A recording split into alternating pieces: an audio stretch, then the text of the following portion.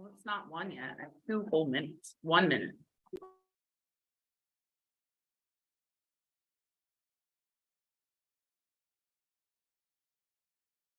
Well, then I'll call this Port of Hood River 2023 Spring Planning Work Session to order. Welcome and introduction. Ooh, that's Ben Shepherd. Welcome. Welcome Spring Planning. I will turn it over to Kevin for the meeting overview.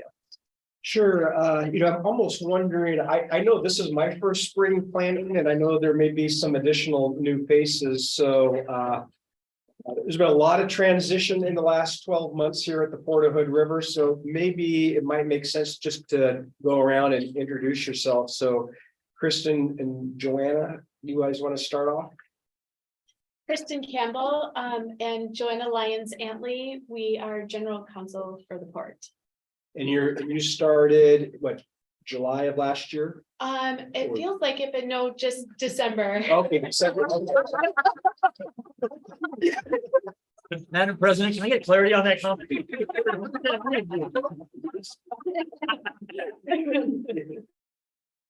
Thank you. The new 40, the new 50, right? Yeah. Oh, it's my turn. Yeah, I think so. Yeah. Christy Chapman, Port Commissioner. Heather Gary, port commissioner. Mike Fox, Port Commissioner, and also the Chair of the Bi-State Working Group. Colby Strike, Port Commissioner. I'm Kevin Greenwood. I'm the new Executive Director. Debbie Smith Wagar, the Finance Director. Gregory Hagberry, Land Development and Property Manager.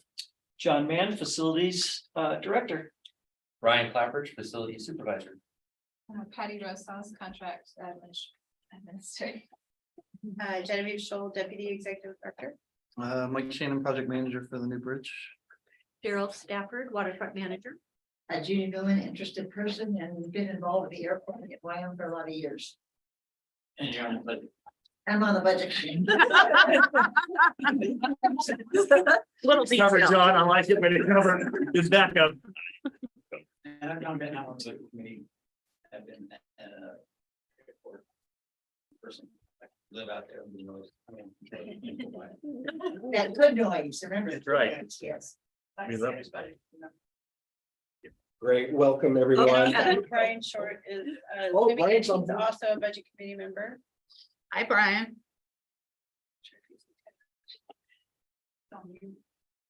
You're on mute, Brian. Still getting there. Let him know we've got his whiteboard in here.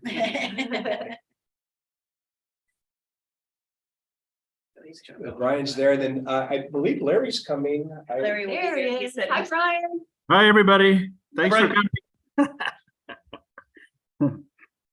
And then Ben is coming. He's coming. He had to take his son to the doctor. Okay, gotcha. Okay, well, welcome everyone. And so just to give a brief meeting overview, this is the main purpose of this meeting is really to prepare staff and the commission for the budget committee process, and also to kind of review some of the sustainability goals that the port is going to be confronted with as we begin the process of divesting from tolls to cover other bridge operations. And I thought it might make sense just to very briefly just kind of summarize a commission brainstorming session that took place last fall. And really that was the first opportunity for staff to kind of work with the commission to come up with some projects and ideas for the session that we're in today. So some of the themes from that November work session were that there was 100% consensus that the port should continue to exist after the new bridge is up and running and there are no tolls coming into the port. And there was 100% consensus that the port should continue on. There was also a feeling that each cost center would eventually need to be self-sufficient, if not individually, such in our parks and rec, but that all of our operations would need to be divested off of tolls. That the port should focus on projects that generate positive net income to make up the loss of that toll revenue, to keep and lease current port-owned property that will generate net revenue for the port. There was a recurring theme that the net loss in revenue without tolls will certainly be around $1 million annually. Another goal that came out of that session was to get the airport revenue neutral within 3 years. That was a specific item that came out of there, as was incorporating solar or other green energy concepts into all of the designs that come out of Port Commission goals and priorities. And then also where there was a goal to utilize grant funds for Lot 1 infrastructure development. And then as we look at developing lots and opportunities for development, that we really prioritize those opportunities that have the highest and best return for the port's bottom line. And so there's some other items in here that I won't read to you, but I do want to just touch on some of those projects that we have been working on since that November session. And number one was the North Apron RFDI. And so Greg is going to touch on that during his presentation. That is underway. Likewise, the market study on the Lower Mill site. You're going to hear Greg's name often today, since many of these are under his guidance. The Lot 1 Phase 1 Anchorway North First Street Design and Engineering Procurement. South T hangars at the airport. A marina planning study. Paid parking meter upgrades. And fuel flowage agreement at the airport. So those were the main projects that came out of that fall session and that we've been working on, and most of those are underway. And then I want to just close this section by talking a little bit about sustainability. I think that's going to continue to be a theme throughout the budget process. And so I'm looking for a little bit of agreement from the commission on these goals, on these sustainability goals, and also from the budget committee. But goal number one is we have not had financial software, fund-based financial software, certainly since I've been here at the port, which has been since 2017. And so I think that needs to be a real goal for the port so that all of our managers and the commission have really good, understandable profit and loss statements, balance sheets, ARs, AP, all of those things so that you can function the port and management can function the port knowledgeably. Goal 2 is to more fully show true overhead and administrative costs. Goal 3, establish goals for staff, but also to minimize during the course of the year ancillary items that come up that distract us from meeting those initial goals to get where we need to be as far as tolls or getting off the tolls. Goal 4, pursuing projects that will generate positive net income for the port. Goal 5, pursue practices and projects that will decrease operational costs for the port. And that can be through technology and software and some of those types of assets. And then goal 6, pursue relationships and partnerships that could gain efficiencies in operating the port's waterfront and recreational facilities. So, we can revisit these at the end because you may kind of get some different ideas as the afternoon progresses, but I felt like starting off with those could be kind of a backdrop to the rest of the conversation. So with that, are there any questions about the overview of today's? I would just suggest goal 3 and 5. I understand why they are here. But I think if you're not careful, that limits your opportunities to grow the business.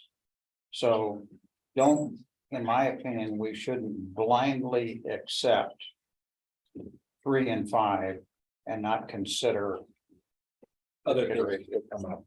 Sure.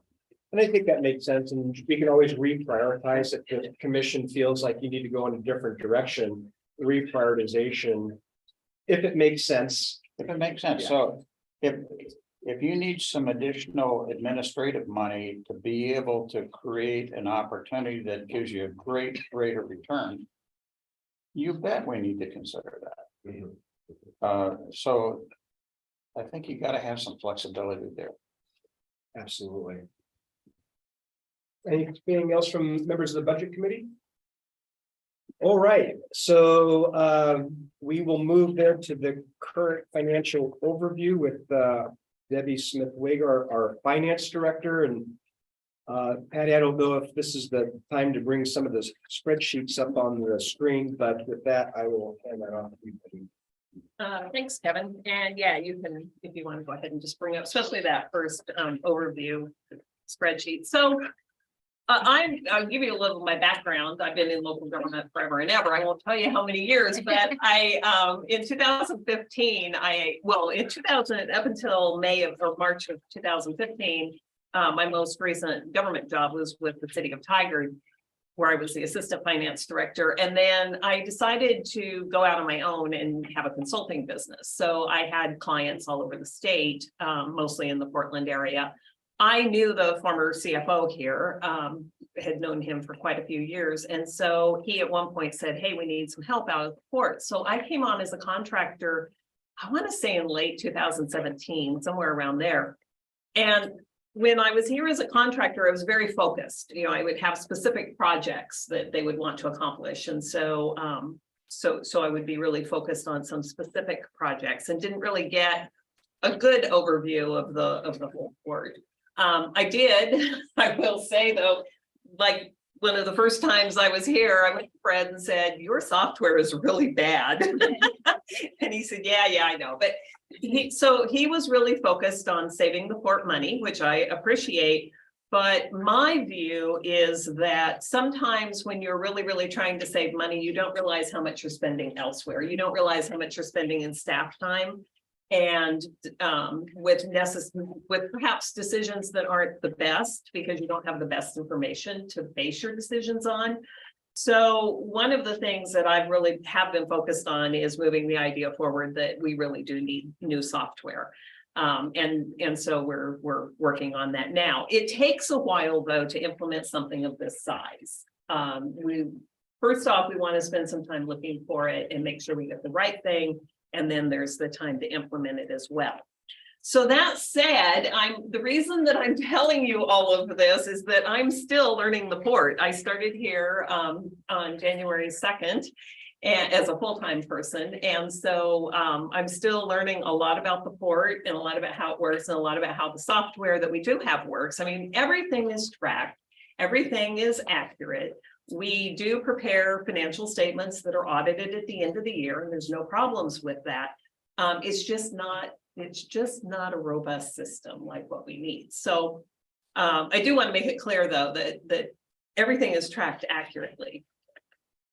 So that meant, so what I tried to do with this year for this report, because what Fred had prepared in the past was a lot of information, and I prefer to look at things just a little differently than he did when we're talking about forecasting and looking forward to the future.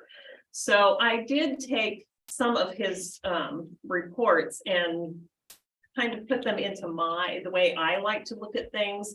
So this is actually a report that he had, but you probably don't recognize it because it had a lot of bright yellow and stuff in it, and it was like, for me, it was difficult to really look at. But what I wanted to do was to take, and I actually started from like the back of all these financial reports and look at each property individually, and then start to roll that up so that it was something that made a little more sense when you wanted to just look at it and not look at a million numbers. So I got back to this cover sheet or basically a summary report of the whole entire port that's up on the screen right now. There's a lot of things that are moving right now at the port. There's always a challenge when you're budgeting, and that is that at some point you have to say, okay, we're going to take what we know today and we're going to prepare a report. We're going to prepare a budget. We're going to prepare a forecast. And by the next day or a few days later, you have new information. But at some point, you just have to, as my former boss used to say, you have to say pencils down, because at some point you have to just stop and prepare things. So since I prepared this, things have changed, but hopefully not dramatically at this point. as far as what this information shows. I don't know how much everybody wants to go through this in detail because we did provide you with a lot of information and I can talk to all of this. And I actually, before I get too far, I do want to acknowledge that Brian actually found an error in my report on the Halyard building for the estimated actuals for the current year. So there's a slight error on that, but it was only on that sheet. It didn't carry forward to the totals. So I chose not to try to reprint it and hand it out to everybody because it doesn't carry forward. The totals are still correct. Page 12, yes. On the estimated actuals, I think it was the total for materials and services. 22-23. For 22-23, the current fiscal year estimated actuals for the Halyard building, on page 12, the total materials and services should be 383,009. So it's 383,009. Which means that the total expenditures were 450,298. And then the revenue was higher than expenditures by just 335,162. So and as I said, that does not carry through to the totals, to the summary sheets. The summary sheets did not have that error in them. So I have, I think there's 4, but I found, maybe I'm just not looking at how they're added. But there were a lot of numbers, and this is the problem with our system is that I have to hand enter all of these. okay, because the totals, I mean, they're right, but then the total doesn't come to what these two are on 4 of them. Okay, So like on wages and salaries on the Halyard building, there it is again. oh, You got 51 and then 23, and you had the total is 37, that comes out 74,222. And there's actually 4 buildings that's done on. okay. So I So- reused another spreadsheet. Yeah. There were some I'm formulas sure that- in there. Because if you add I them up, see it that. comes up total, and then the same thing happens on the timber incubator, and it happens on the Wasco and one other one. There's 4 places. And they're just, the total is actually more than, anyway. Right, and Okay. so I apologize for That's okay. those. And And it's again, probably in the total. I didn't see if it's in the whole total. It just is wrong on there. and so the way these spreadsheets are set up, the totals are unique to each spreadsheet, and then as they come forward. So I did double check all the summary ones, and all the summary ones are correct. So the assumption going forward, when we get the new software, we're not Get rid gonna have a bunch of Excel spreadsheets pointed at each other, right? Correct, Good, so we'll never have this problem again. right, That's the problem with Excel spreadsheets. exactly. It gets nasty real fast. When you have a whole bunch of numbers like these. So what I wanted to do, at least, and again, I'm happy to delve into any of this that you want to talk about, but what I did want to talk about was if you kind of look through the change in reserves. What page are you So on? on the main page. Okay. Page 7. Yeah. Yes, page 7. Near the bottom. The very bottom is the reserves and a little bit about the reserves. But if you look at the change in reserves right above that. It kind of depends on how much capital outlay that we're doing as to, that kind of dictates whether we really have enough money to get through each fiscal year, or if we're in other words, if we're using reserves or if we're adding to reserves.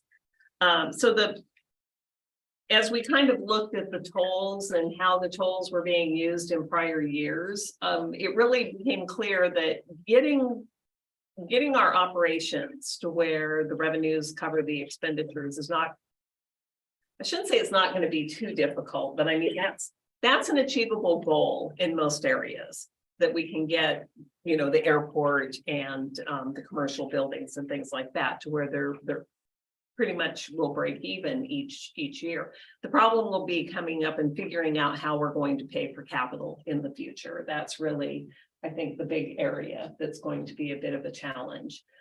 So we have that, we have capital, and then we also have to talk about waterfront recreation, because recreation is an area that is almost always what we call a governmental activity. It's almost always supported by property taxes.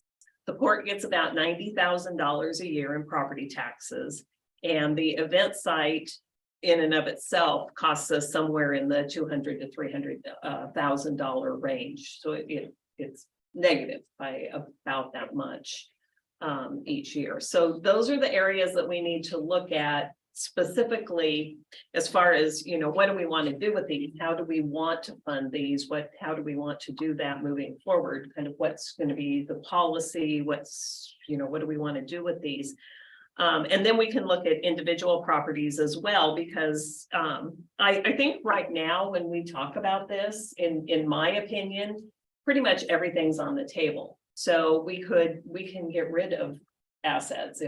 If we can't afford to keep them, then we should consider getting rid of them as well. And again, I'm not advocating for anything in particular at this moment, but I think we have to put everything on the table and take a look at every option.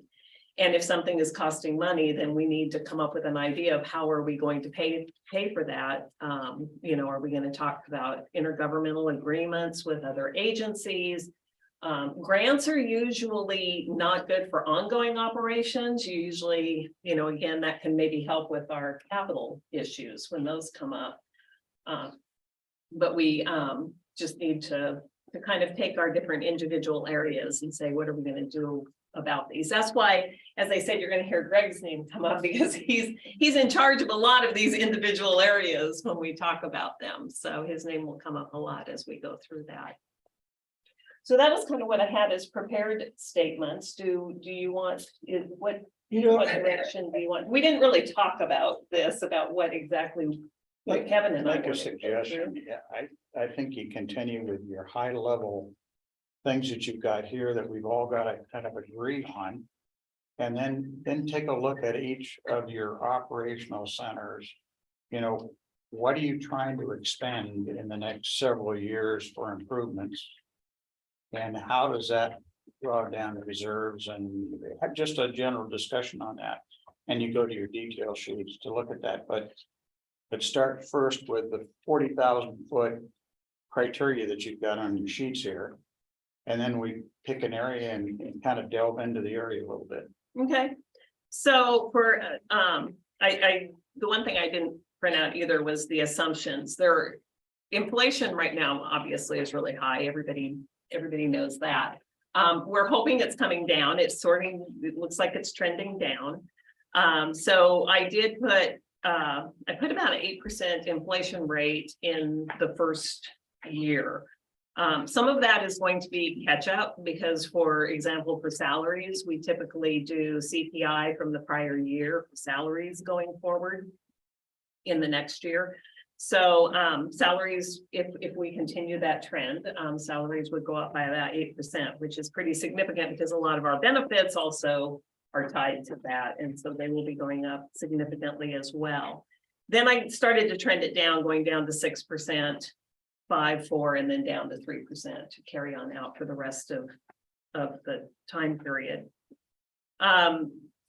The way that this is done, there isn't a lot of difference between 1% here or there, and especially as you get into the further out years, because in the current years, it's going to multiply, but as you get into the out years, it doesn't have as much of an impact. And of course, everything in the out years is, a crystal ball at some point, because we don't know what's going to be going on by 2031 and 2032, 2033. So that's kind of the high level look. You can see I did make the assumption that the bridge ends in October of 2029. And so I kind of took that forward. One other thing I want to, because there's one thing that we need to keep in mind as we're going through things as well. Not only do we have to get off of tolls, but the tolls are a fixed dollar amount and they're not linked to CPI. So while some of our other revenues increase pretty much by market rates or, some kind of an escalator, tolls only go up by increased traffic. And the bridge has a limited amount of additional traffic that it can handle at this time. So tolls do not go up at the same inflation rate that our costs do. So that is also a kind of a pressure factor, if you will, on the tolls as well. When we're looking at especially operations where we have staff at the toll booth and things like that, they're going up by a significant percentage because of CPI. Our tolls are not. So that does make an impact, have an impact as well. We set the tolls here. Okay, so, this is, and it can be set on whatever everybody wants to set them at. I've agreed to that several times as we go along, because we really need to have the money to do what we're doing out here on the bridge, and I don't have any problem at all setting the tolls to where they need to be to take care of what we're doing out here. As an increase in what's going on, I don't think anybody crossing that bridge figures that since everything may cost, or that they're buying at Rose Hours is one and a half again times more than it was, that the toll ought to stay the same, so might not be too bad a time to think about, okay, great. I'm always in favor of doing the incremental increases instead of fooling around with waiting for 5 years and then doing a big honking. But that's gonna come up. I mean, and we've had a couple of years of terrible economic conditions, and everybody's suffering with that, and everybody knows that. Let's hope. There's an issue right now, John. With the bi-state working group and the new bridge. We're coming to the port, and the port's known about it. With a recommendation to raise the tolls on the bridge. But that increase goes into a totally separate fund called the New Bridge Fund. And it's used to establish credit for the new authority. We're gonna have to get something like a TIFIA loan to help pay for the bridge. It'll be somewhere between best case 75 million to 125+ million we're gonna have to fund. So we're bringing a toll increase already to the port to fund that.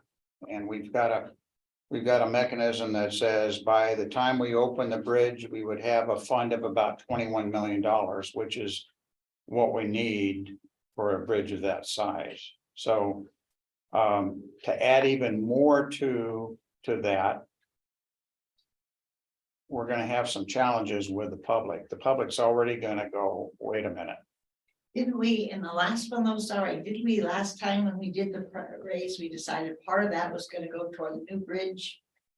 Wasn't a certain amount going in all the time to the new bridge too? Yeah, well, it's a repair and replacement both. Right, Yes, okay. yes, But and that does. In reality, vast majority of that money got pulled into repair. I think it did, because Yeah. expenses, yeah, but we did agree already to, yeah. But Which I think now, is fine, now yeah. where the schedule is, we can no longer call it repair or replace. Yeah. If we do that, we're not gonna have the money set aside for bank loans and so on, and establishing our credit. And you won't get a new bridge. So we've got to be very careful with this. Okay, thanks. That's a good answer. Goes with our rate increases, but have you got the other end of it kind of nailed down a little bit? Which other end are you talking about? I'm talking about what the toll's gonna be when the bridge is done. Yes, yeah, there's actually, I don't want to get into it too much, but there is a lot of effort by the state of Washington is doing a toll study, an official toll study. They're actually going to do 3 of them on the new bridge. HMTB has already done a quasi toll study to help us get going on this thing. So there's a lot of studying on it, and what we're positioning ourselves for with this increase will stay steady until the new bridge opens up. When the new bridge opens up, the entire toll coming off the bridge goes to the new bridge. What we've got it figured out is we're not going to have a huge increase on Okay. day one. Sure. Because we're transferring that other money that the port is using now on tolls, it goes to the new bridge. So you won't see a huge step up. You'll see a little step up, but not, our goal is not to have a big one. Okay, thank you. And we will be talking more about tolls later in the today, later today. So some of, another question that I had on this, that hopefully when we get into detail, we can see. If you just look at the very top line. And on revenues in 24 for the industrial properties, it shows 2.6 million. Then we jumped to 12.8 million, then back to 2.9, then to 18, then to 3.2, and so on. So it looks like to me we're making some big investments in there. Are we getting the rate of return for that huge investment? Where we're going from 2.6, 2.9 million, and it looks like it's about 3% increase going out. And I did not try to put in additional lease revenue from those because there's too much unknown with it right Well, now. But to me, you have to do that, and you have to show that this area is weak, Right, if you will, but it's not going to be zero. right, If it's zero, why are we putting the investment in? right. But I don't have enough information to move forward with that yet. Well, I think you got to make some assumptions and put it in there. Okay, and I'm more than happy to But do that. you got to get the best information that we can get, Right, and that's an assumption. and we've been scrambling to come up with this, so. But yes, this definitely needs work. I am the first to agree that it definitely needs Well, work. just drew my eye to it Yeah, like that. yeah, and we can talk, we will talk about those. Those are, if you get into if you go on to page 8. Then, so this is where, so the page 7 is just an overview of the whole entire report. Page 7 starts to break that down into each of the line items that are on there. So all the industrial properties are brought together in here. So this is where you see the summary of all the industrial properties. And that's where, as Commissioner Fox was saying, in 2024, there's the 10 million of that shouldn't say reimbursable utilities. That should have said reimbursable expenses. And then in, let's see, 2026, 27, yes, that's where there's the additional. And then down below, when you look down below, those are shown in bigger bumps in capital outlay for 24, 25 and 26, 27. But I think, this is a classic, and I'm not criticizing, please. As we go forward and we no longer can rely on the bridge as our buffer, our big buffer, we got to be really sharp and crisp on making our decisions on rate of return, when we're going to invest money, how long is it going to take us to get that money back and start making money?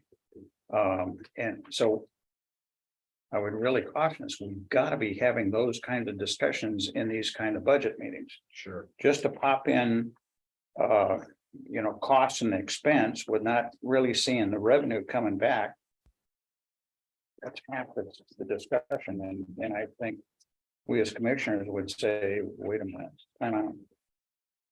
We can't do this. So the 10 million is lower mill. And the reason that you see that, we do have the capital purchases there, but and then just other financing sources for the 10 million. That's lower mill, which is on page 15. And then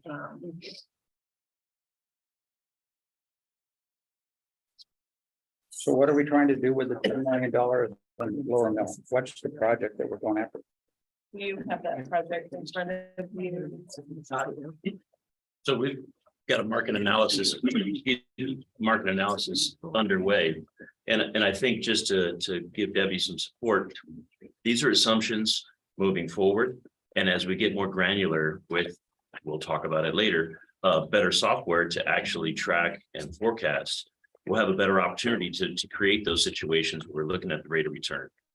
And so what we're looking at now has been a snapshot of the program that we're working with. Okay, Craig, So I building understand, those in. I understand the Yep. Excel spreadsheets and stuff, and I'm not criticizing that. Okay, so But- the question is, what are we trying to do with $10 million? What are you trying to build? The assumption is if the market analysis comes back and says we should invest in said property, we have programmed that money for said property. again, we're 2-3 years out on this forecast. And so this is just a presumption of how things are going to move forward. As we start to get more granular, we're going to have a better analysis and a better idea of strategic deployment of our capital assets.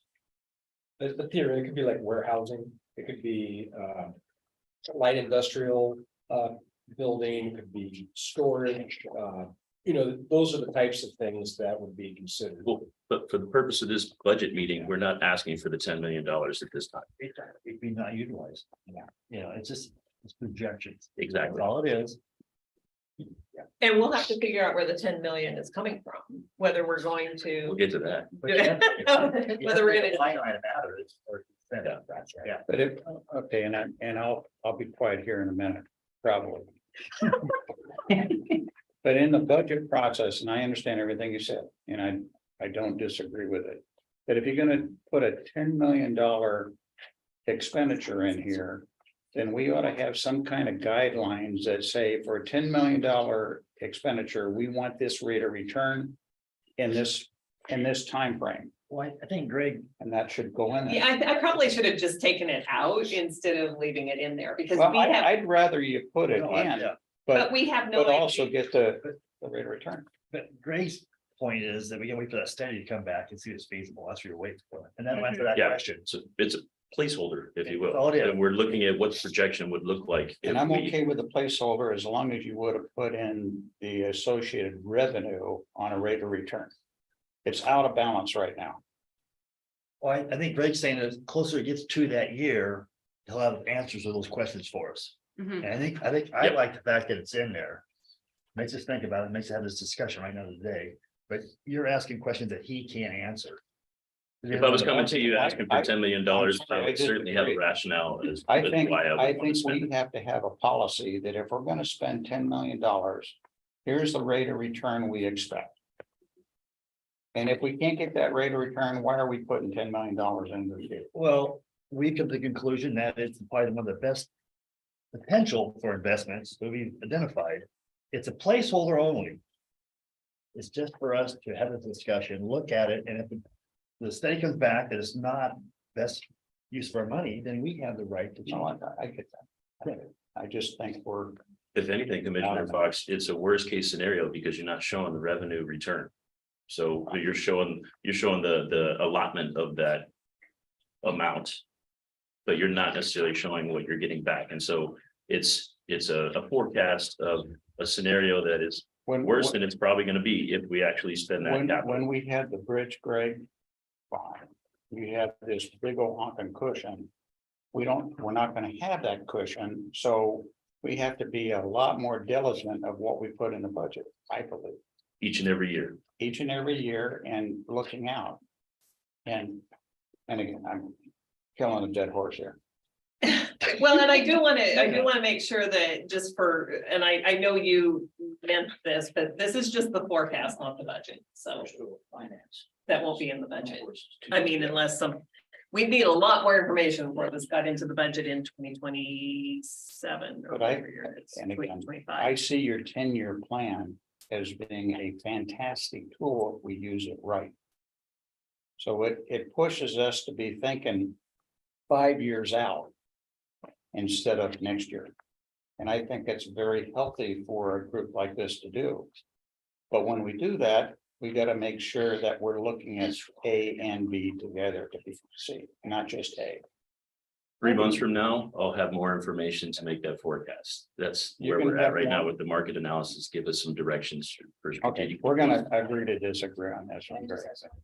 On the policy side, if you wanted to have a policy that established a minimum rate of return on any future investment, let's say for the next 10 years, would you want to do that as an umbrella policy for all investments, or would you want to sort of detail that by Lower Mill? We have a minimum rate of return of X is our foreign policy. Or, all of our other developable. I think lands. that's a great question. I think we need to start big and then work small.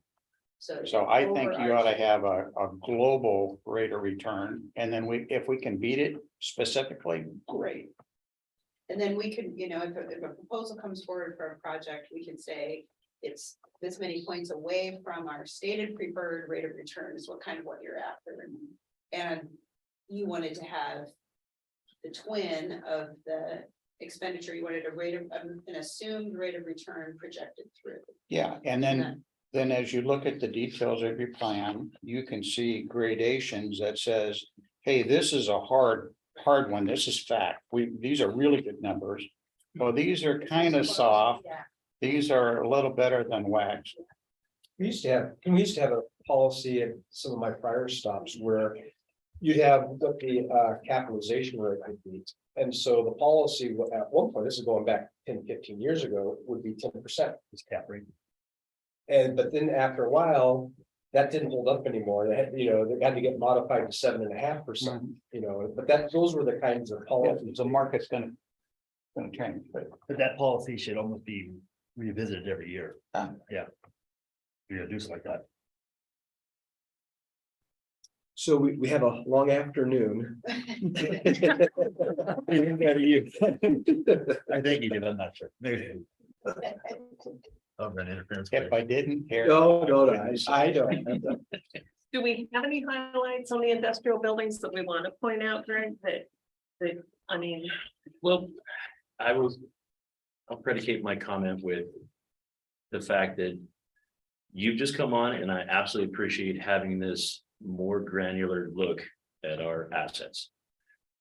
We'll get into the request for better capabilities to do that later. And so I'm reluctant to actually hold judgment or get specific on any particular building or any of our assets, quite honestly, because we're taking a snapshot and Debbie's done some wonderful work to give us a better look, but we've only just gotten to a point where we can actually dig in some of the details and start to track. And if you don't track it, it can't be managed. So we're moving in that direction.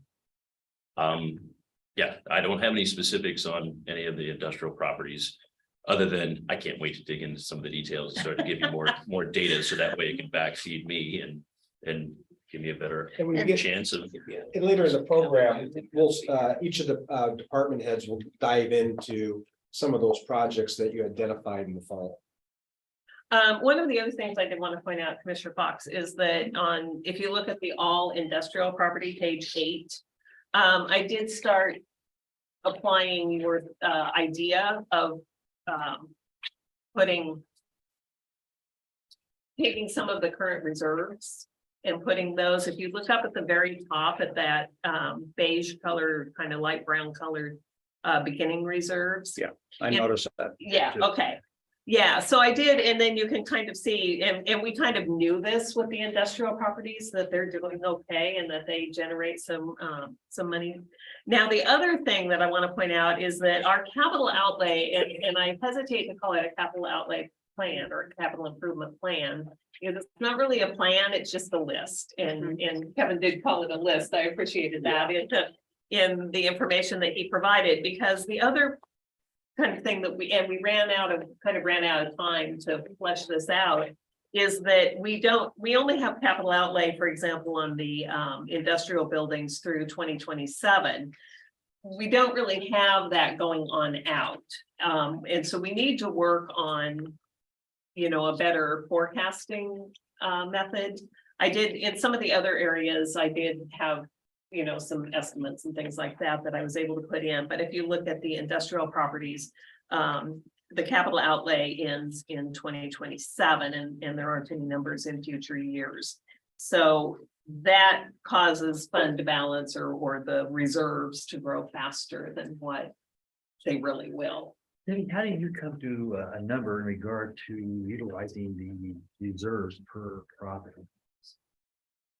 Oh, I did not, well, I didn't do it per property. I didn't break it down to that level. The PARs per category. That I used Commissioner Fox's. Remember the white paper I did? Yeah. Right, I was asking staff so far, how did you write that? That was how I Yeah, derived it. Yeah. And That was my guess. it's just it's just the number that we kind of threw out there to get started. Because you on a lot of these things, you kind of have to start somewhere. Sure. And then you just refine it. So I use Commissioner Fox's numbers. And I have one more question, Yes, which applies to all of them, where it Yes. says wages and salaries, and I'll just say because we're on the industrial. Does that include administration in those? it does. Because I see it when you go down to the total administration, there are no wages or salaries for administration. When you Correct. go, okay, so those have all been included, in all the individuals like the marina, the airport, okay. Yes, salaries why and there's- wages are currently allocated out to all the. Oh, all so the that's cost why centers. administration is zero. Right. I didn't think they Yes. worked for nothing. You didn't get that in the email? Kevin, you told me. I was hoping that's what he was saying, that We're all just everybody was. donating. That's what I figured, it was all It was. volunteer. I just wanted to make Good sure, comment. otherwise I was gonna thank him. Yeah. Okay, because that Yeah, answers the question on all these, yeah, Yeah, okay. yes. Let's see, so I believe that pretty much, unless there's other things that people want to talk about with industrial, we can kind of move on from that. So if we go to page 17, let's see, actually, let's stop for a moment on page 16, which is waterfront industrial land. That one is definitely challenging to do anything with, partly because the income that is mostly shown there is from parking revenue. So industrial, the waterfront industrial is lots 1 and 900 down here on the waterfront, and so. Is parking part of that? too? Right, yes, the parking is right there. That's kind of the ongoing revenue. And I'm not sure in the future how exactly we'll show this. It's just because it's adjacent to the industrial waterfront property, that's why it's there. There isn't any connection other than the fact that that's just where it's at. That's just its location. So that I did want to point that out, that the revenue is there.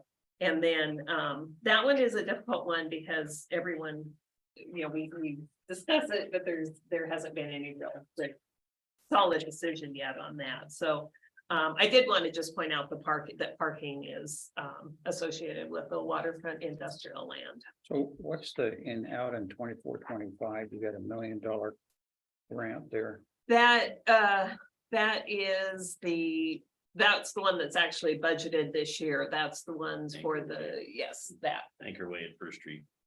Okay, so is that really in 24-25 or is that back in 23-24?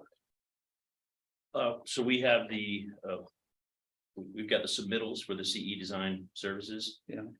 By the time we get through review, we might very well be into the next budget cycle. Okay. And a lot of these things, we just picked a year and plunked them in, and it doesn't mean that it's gonna happen in that year. And also, the other real challenge in Oregon for everybody is that the fiscal year ends in the middle of the construction season. So it ends on June 30th. So, and June can be so questionable about weather, we never know quite where we're gonna end up with construction, so. So let me ask you a question on this one, kind of a follow-up, Greg. Is that the grant we've assumed is gonna come in on 24-25? Where is the expenses? Directly below it, on capital outlay. So capital outlay would Yeah. come in that same year. Is that true, Greg? Or aren't you really gonna start the work in 23-24? And Well, the award, The work schedule for that grant, which I want to say out loud, is a long shot. Splits the work between spring and fall and avoids a work happening in winter. So there's some work that happens in October and then there's a pause until spring. okay, so this grant is not a for sure thing yet. Not This at is, all. It's a so long it's shot. in the category to be determined yet. Yeah, that's a long shot grant. that's the If it's EDA. approved. You know, same as last I year. like that it's on here. I don't know if you can categorize these things. So we could very quickly see, hey, this is a hard number. We've got a grant that we gotta spend. The million is, but the 950 is not. Yeah. But show that in either this report or another report to show the gradation of it. So on the $1 million that we do have. Where are you expecting to spend that? That would be on the A and B if you guys just.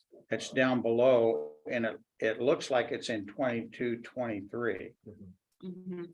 So we're gonna have that spent in 2 months? No, that'll need to carry forward.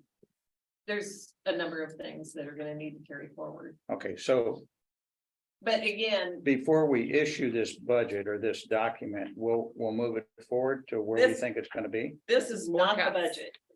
This is all just forecast. I understand, but when you issue your forecast, you want it to be as close to right as you can get. Of course, So are you going to adjust this forward before you issue it? if we are going to do the work, there's also, I'm not sure that we're doing the work. Okay, The but- commissioners but have decided. to do the today- work. The thought is we're gonna do the work. That's the assumption coming from the working group. So today that work would show this come year or Right. Well, it Close won't, the yeah, and it area. won't get done this year, so yes, when you see the proposed budget, if the commissioners have chosen to go forward with this project, it will be in the proposed budget. Yes, Gotta But be that's expended what- by June 30th. 24. yes. But that's kind of what the budget committee is gonna work on Correct. after we kind of do the higher level stuff, so. But in some point of time, the two documents ought to overlap and be consistent. But there will always be better information by the time the next document, so this, I mean, I can update this, but this piece of paper was done a couple of weeks ago. And so at that time, I was under the impression that this project was not going to be done, so I didn't carry it forward. Now there's talk about that it might be done, and so now it could go back in there, but again, I'm just kind of This checking is- the philosophy of your process. so this is a planning tool. And then when you get to the budget will only be for 1 year and it will be much firmer. It'll be, this is what we really think we're going to do next year very specifically. Share a little experience with you. I've done this a whole lot with the government, federal government. And we implemented a 3-year work plan. The first year is the plan that you're actually gonna go execute. Year 2 and year 3 are outside planning. If you can accelerate your work, which we did, we pulled the work forward into the current year. But we always were looking 3 years out and it was pretty accurate. And that's what I was hoping we were doing with this. I know you can't take it all the way 10 years, but I applaud for trying. But the first year ought to match what your budget finally ends up to be. In my opinion. Hopefully with Otherwise, the new why are you software, trying? Well, gonna and be if, a lot more accurate. I mean, if I learn of something new tomorrow, it'll go into the budget. It's not here on this piece of paper, but if we're going to do it, it'll need to go into the budget. Okay. So, and things are changing rapidly, so. Yes, sir. I just want to point out that she's clearly noted that it is adopted, 22-23. Estimated actual, not showing it, so she's using last year's information of what we've adopted as our budget moving forward as our forecast. And it all really depends on if we're gonna do the project or not, so. Can we move on to the long-term fiscal sustainability? Are you okay with things? Commissioner Fox? Okay. I don't want to run too far behind. Tyler. Then we'll get mad at me. Speak to that. I know, I have to keep them, then we'll get mad at me. We're just starting long-term fiscal sustainability. So your timing was impeccable. All right, well, welcome, Ben. So this next item, thank you, Debbie, by the way. No problem, and we can come back to any of this. Yeah, and we'll see it as we get into the manager reports.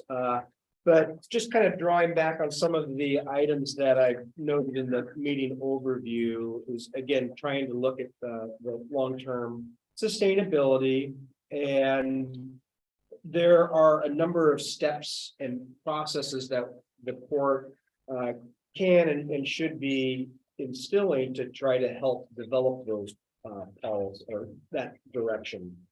And there is one document inside your packet, and that is a resolution establishing a tolling revenues use policy. And so one of the things that's going to be coming in front of the Port Commission within the next few days, weeks, will be a policy statement committing of its intent to direct all tolls into bridge-only related activities. And so clearly that is a defining moment for our 10-year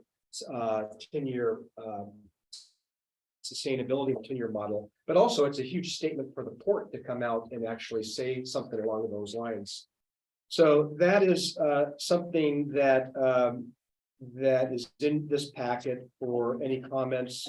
Well, to clarify that, the version that you have in this packet is not the one that the bi-state working group Correct. is suggesting and voted on yesterday. Right, so the bi-state working group, which is an advisory group to the Port Commission, is reviewing port operations, and they're charged with making recommendations on bridge replacement. But there has been some interest from the working group regarding encouraging the port to divest off of tolls prior to that. Clearly, as the 10-year model shows, once the new bridge opens, well, yeah, tolls are going away, but we need to be better prepared as that day comes up and really make sure, because we've got a lot of repairs that are going to need to be conducted in the next 15 years. I mean, I think 5 years ago. Say it's slightly different, is that there's a recognition that this bridge is degrading. And it's degrading faster than slower. We have a certain amount of money in the port that we can spend on that. What the bi-state is suggesting is that you increase that pot as quick as you can. We gave a recommendation on a date, so you amass money into that pot that if we're going to replace cables on the bridge, we got money for it. We're probably going to have to do some significant painting, sandblasting on that bridge. You got money to pay for it. You're going to repair, the grading and some support structures underneath. You get money to pay for it. It just financially, it makes a lot of sense to protect that asset until you don't need it. And there's some unknowns on the new bridge, so we got to be careful with the old one. So that's the recommendation that's coming forward, and we've got some specifics on that.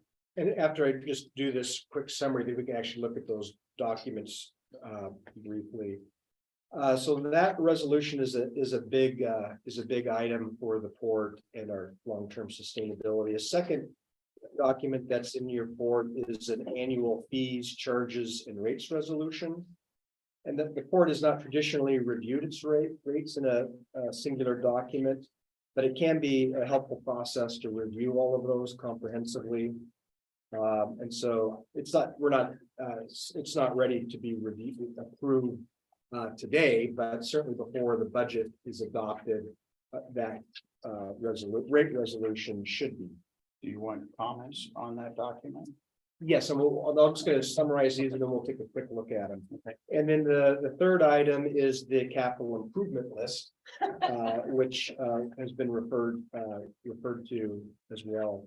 And then finally, it's the metrics and management and the processes that staff and the commission will be evaluating to really determine our sustainability moving forward. And port staff helped create these steps. So the first step is taking the time to evaluate our current operations. Right now, as we've heard, because of the lack of adequate financial software, it's very difficult for our managers to actually get monthly reports to see where they're standing budget versus actual. So it's gonna take 6 to 18 months of evaluating our contracts. You know, how many different contracts do we have? What are our utility bills looking like? All of those things need to be evaluated. It's gonna take some time to fully do that. So step two, you know, once the true costs are understood, evaluating also the true revenue potential. And implementing what it's going to take to implement the changes to be at full potentials, and that could include rate hikes. This could result in a clear understanding on shortfalls between those revenue and expenses. And so part of it would be developing ways to make up the difference after that step two. Step three would be, like I mentioned, addressing the shortfalls, you know, and Port Commission has done a lot of that. That was in the implementation of paid parking on the waterfront was really a step forward in trying to address those shortfalls. But then staff would be making recommendations to the commission on additional ways to address any of those shortfalls. Step four would then be helping the commission organize decision-making and public processes for any of those actions that come out. If that's partnering with our Parks and Rec district for some type of an operating levy or real estate transactions or anything like that, we need to work with our commission to make sure that there's a good understanding on how we would be moving forward. And then step five would be implementing those decisions that the commission ultimately approves. And then really just looking back at it, providing a feedback loop, seeing where we're doing well, where we've made mistakes, and how we can improve moving forward. So those are the steps that we would be using to kind of evaluate our ways to become sustainable. And then, you know, then there was just a list of metrics, like between two dates, you know, comparing, are we working towards that? And we can do quarterly, annual checks against those criteria to see where we're hitting the mark and where we need to work on things. So before I dive in real briefly on the actual draft documents, any thoughts or comments on any of those items?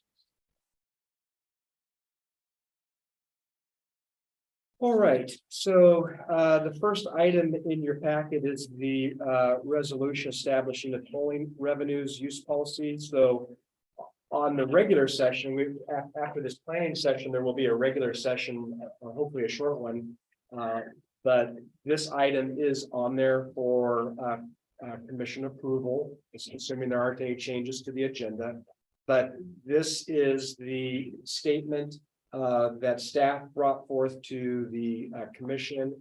And then as Commissioner Fox has indicated, the bi-state working group has their document as well. And so I didn't know if you I don't want, know if you want to hand it out here, or maybe we could wait or for we them. could just, how do you want to handle it, Chair?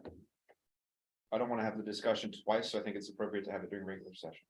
Okay, the only issue that it could affect here is the date which you're off the bridge. We are off the bridge for budgeting and 10-year plan. Sure, but well, they won't have any time really between this meeting and that meeting, so they'll have their instruction after the meeting one way or another. So That's fine. Okay. So that's there. So if you have any questions about that policy statement, I can certainly try to respond to that. I want to say, ask a question. Does the policy was proposed or developed response to some kind of knowledge that we're spending our bridge revenue in an improper fashion over the past 2 decades?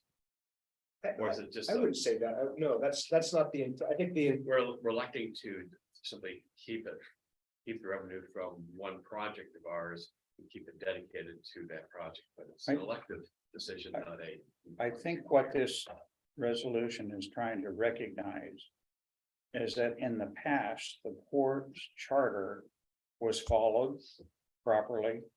The big charter for the port was to develop local good paying jobs And the port did exactly that with the money that they could extract from the bridge and while maintaining the bridge. The bridge is coming to the end of its life. Okay, we've got to wean ourselves off of that bridge soon. So once the new bridge is up, by law, we can't use any of that money. So the idea is, as I said earlier, we've got to increase the maintenance pot on the current bridge because it's degrading. There's some $90 million that is thought to need to be spent in the next 15 years. If that thing is still around in 15 years. We don't have $90 million sitting in the pot. So. The purpose of this resolution is to make a recognition that our charter is kind of changing.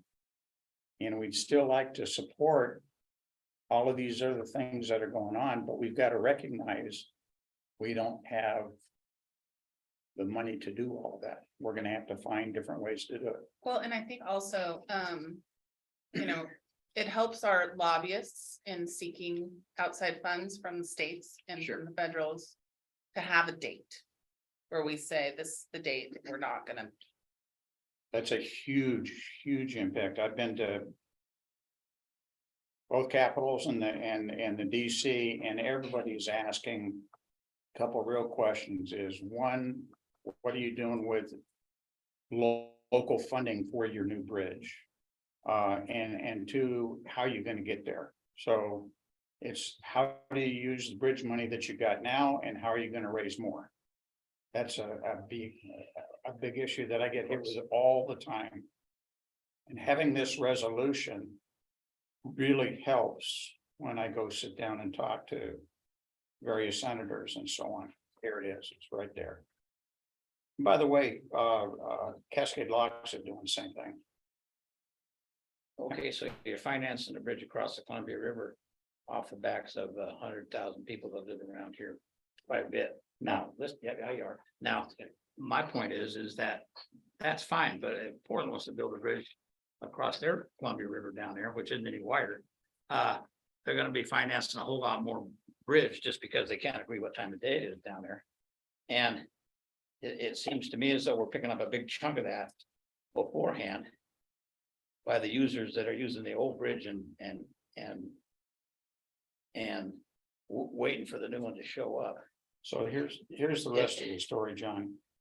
We're going after funding, state funding, 125 million from Oregon, 125 million from Washington, 200 million from the feds. That leaves about 70 to 75 million that we don't have. That's going to be through probably a TIFIA loan based on future tolls. But to be able to qualify for a TIFIA loan, you got to have a certain amount of money in the bank. And this is a new entity that's coming in. So that's what we're looking at, is taking some of these tolls and putting into that fund so we can qualify for a loan on the new bridge. So could we look to the both states for loan guarantees to support a bond issue where we did have to keep giant reserves? Well, no, we haven't. The timing on it is probably not good. We're struggling now to find, to get grants, and then the TIFIA loan appears to us to be the cheapest and the quickest way to get it. You think about it as a what do we call it? Line of credit. So you only pay back what you use, and you only pay interest on what you use. So we've got a whole concept behind that, how we want to use that keeps our interest rates way down. Right. Are you projecting a tax exempt type of? I'm sorry? Yeah. Are you projecting a tax exempt revenue source for that? Yeah, we're looking at all of that, yes. Okay. So who owns the bridge in 2031? Who owns the bridge, the new bridge? It's called the Bi-State Bridge Authority. So It's not the County Port of- of the river. I'm sorry? It No, will it's not not be the Port of Hood the river anymore. No. Okay, so, I just think it's a bad form for people that are here. And I'll just say that out loud. We're paying a whole lot of freight. I've hauled fruit across that damn bridge for 45 years. in a fat truck on a skinny bridge, and lots of people don't even use that bridge because they don't like it being as skinny as it is. That's gonna be by the wayside here pretty quick, but we're still sticking it to everybody pretty good right now. That's here for our skinny bridge. You can't run that into your 125 million here and 125 million there and make it 150 here and 150 there and get your. We're gonna be chunk out of the middle of that. I'm gonna be really happy if we get 125. Based on everything else that's going on in the country. And where we are in the pecking order, I think we're doing really good if we can get 125, 125, 200. Michael, correct me if I'm wrong, don't we have to show to qualify for TIFIA or? To stand a good chance of getting state money, we need to show that local investment and have that local. Now, should we, the question is, why haven't we been doing that for the last 50 years? That's a valid question there, but we have to show that local investment, that local. Pool X number of $1 million to go out and qualify for some of these things. You know, one could say 30 years ago, we should have recognized we're gonna have to have a new bridge. 100,000 here. And I know the bridge is more expensive, but if you want to figure out on a per person basis what people are paying here for the next, between now and 2031 for that bridge. Just to have, just to secure your loan for it versus whatever anybody's gonna do down in Portland, it seems to me as though we're gonna be doing a whole lot more to do. A lot less. Than is what's going on down there outside of time.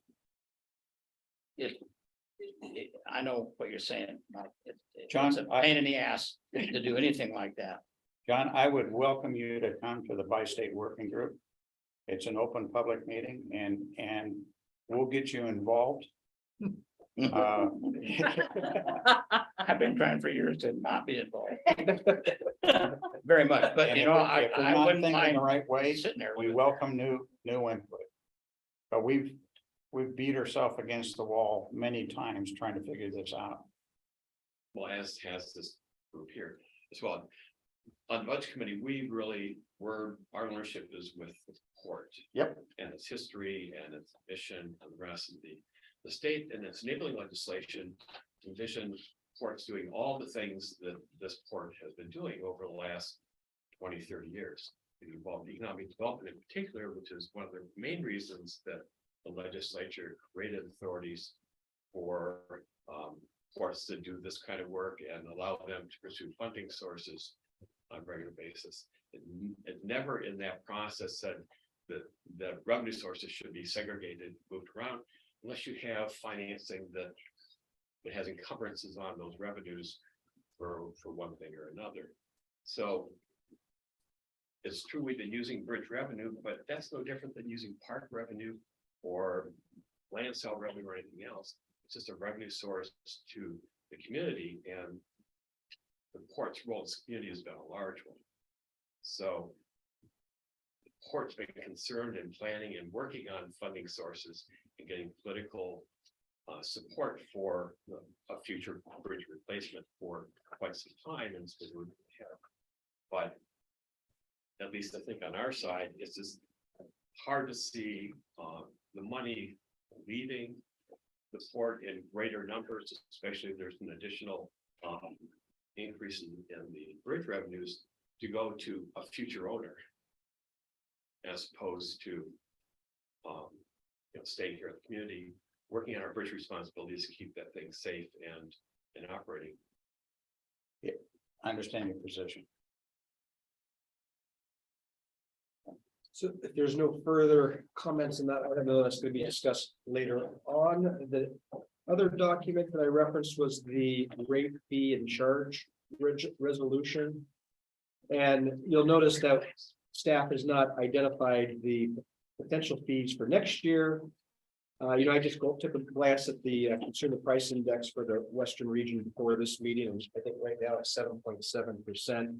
So theoretically, that would be for the vast majority of those rates, the starting point.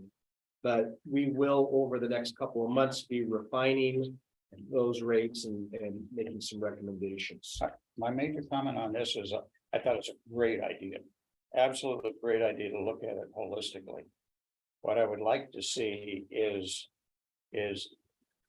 fair market value for each of these items that, And how do we compare today to that fair market value? Now, if we were already set at fair market value and now we're looking at inflation, I'm cool with that too, but what is the basis? You know, how do we know we're not way under or way over? Yeah. On our current rate? And I think that's where Daryl's done a good job bringing market studies for moorage and key hangers, and so.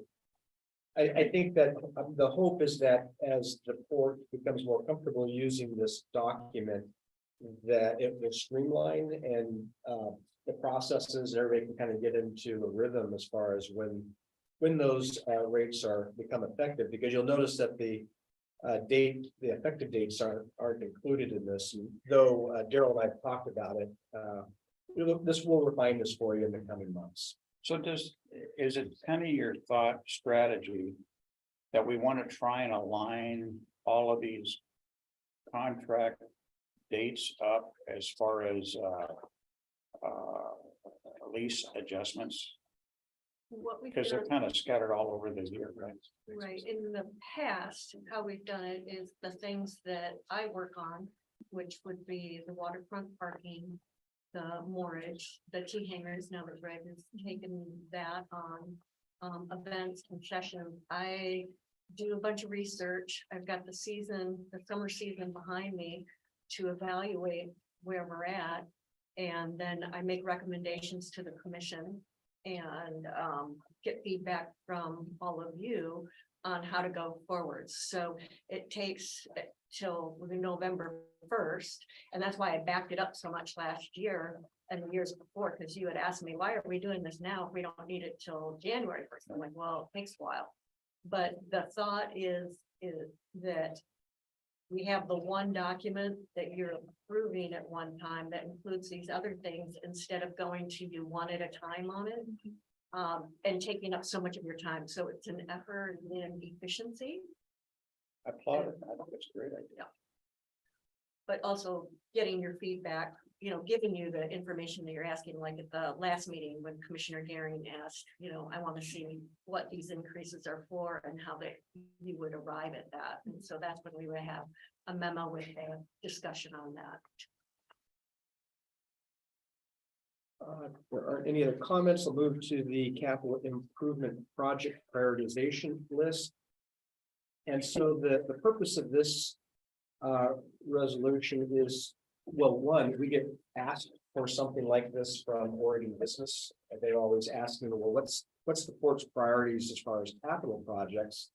And this is a more easier way to pull all of those capital projects into a singular document versus trying to pull it out of the budget. And so the theory here is that these projects will be done in the next fiscal year. But having it in a list like this, I think makes it also easier to monitor if a project's not getting done. This is a way to make sure that you're seeing everything and can ensure that these projects are getting done if they end up in the budget. So these are listed based upon staff's recommendations to myself, and that's how I populated this from staff's input. And it's not necessarily done A through W isn't in that priority, but these are the projects that we're recommending to you ultimately will end up in the budget. And you'll notice that for the bridge replacement effort, we're still working with HMTV to determine what their budget. So that 4.5 million is just a placeholder for their next amendment. But everything else in there, we've got project level cost estimates or management cost estimates. And as we refine our procurement processes, those numbers will get better and better as we get closer to procuring them. One question on those. I see 23 bullet points of priorities. Yeah. At fall planning last year, the commission was pretty clear that port development, revenue generation, what can we do to get off these poles sooner than later was our priority. Yes. That was made clear last fall. Outside of a couple of things two of them wetland infill and the study that Greg's doing out at the lower mill. Yep. That precedes any kind of development there. I don't see one bullet point in the top 23 that I can tie back to our direction last fall. Let's take a look at that.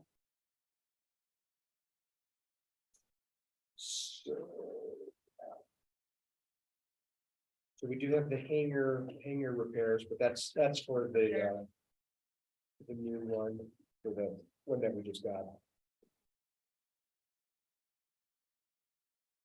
Port office relocation plan, that would be that, is basically a component of that marina study. Yeah, let me go back and take a look at that and update that and make sure that those have all been incorporated. So we'll continue to bring this to you. We can get this kind of feedback updated until you guys feel comfortable with it. Any comments from the budget committee? So if you go to the next page, the Excel spreadsheet. Oh, yeah, Okay, this is where I spent more of my time. And it's looking out a couple of years. right. I kind of like the concept that you've got here. But I'd like to see next to it, what is our target? If this is a true capital improvement and it's going to generate revenue, that we ought to have a little designator on here for those types of projects. Yeah. If it's just maintenance to maintain what we've already got, that ought to be a different category. Okay. But then on the capital improvements for revenue, we ought to have what we expect our rate of return to be on it. Got it. So if this capital improvement is not going to make us any money, why are we doing it? Right. Why is it even on the list? Yeah, So- the vast majority of these are maintenance, I was gonna say, yeah. Okay, so but I think agree. it comes back to, I see a kind of a trend here. We're not thinking enough about how do we generate revenue. We're thinking about maintaining what we've got. That's important, but in the new world, that's not going to be enough.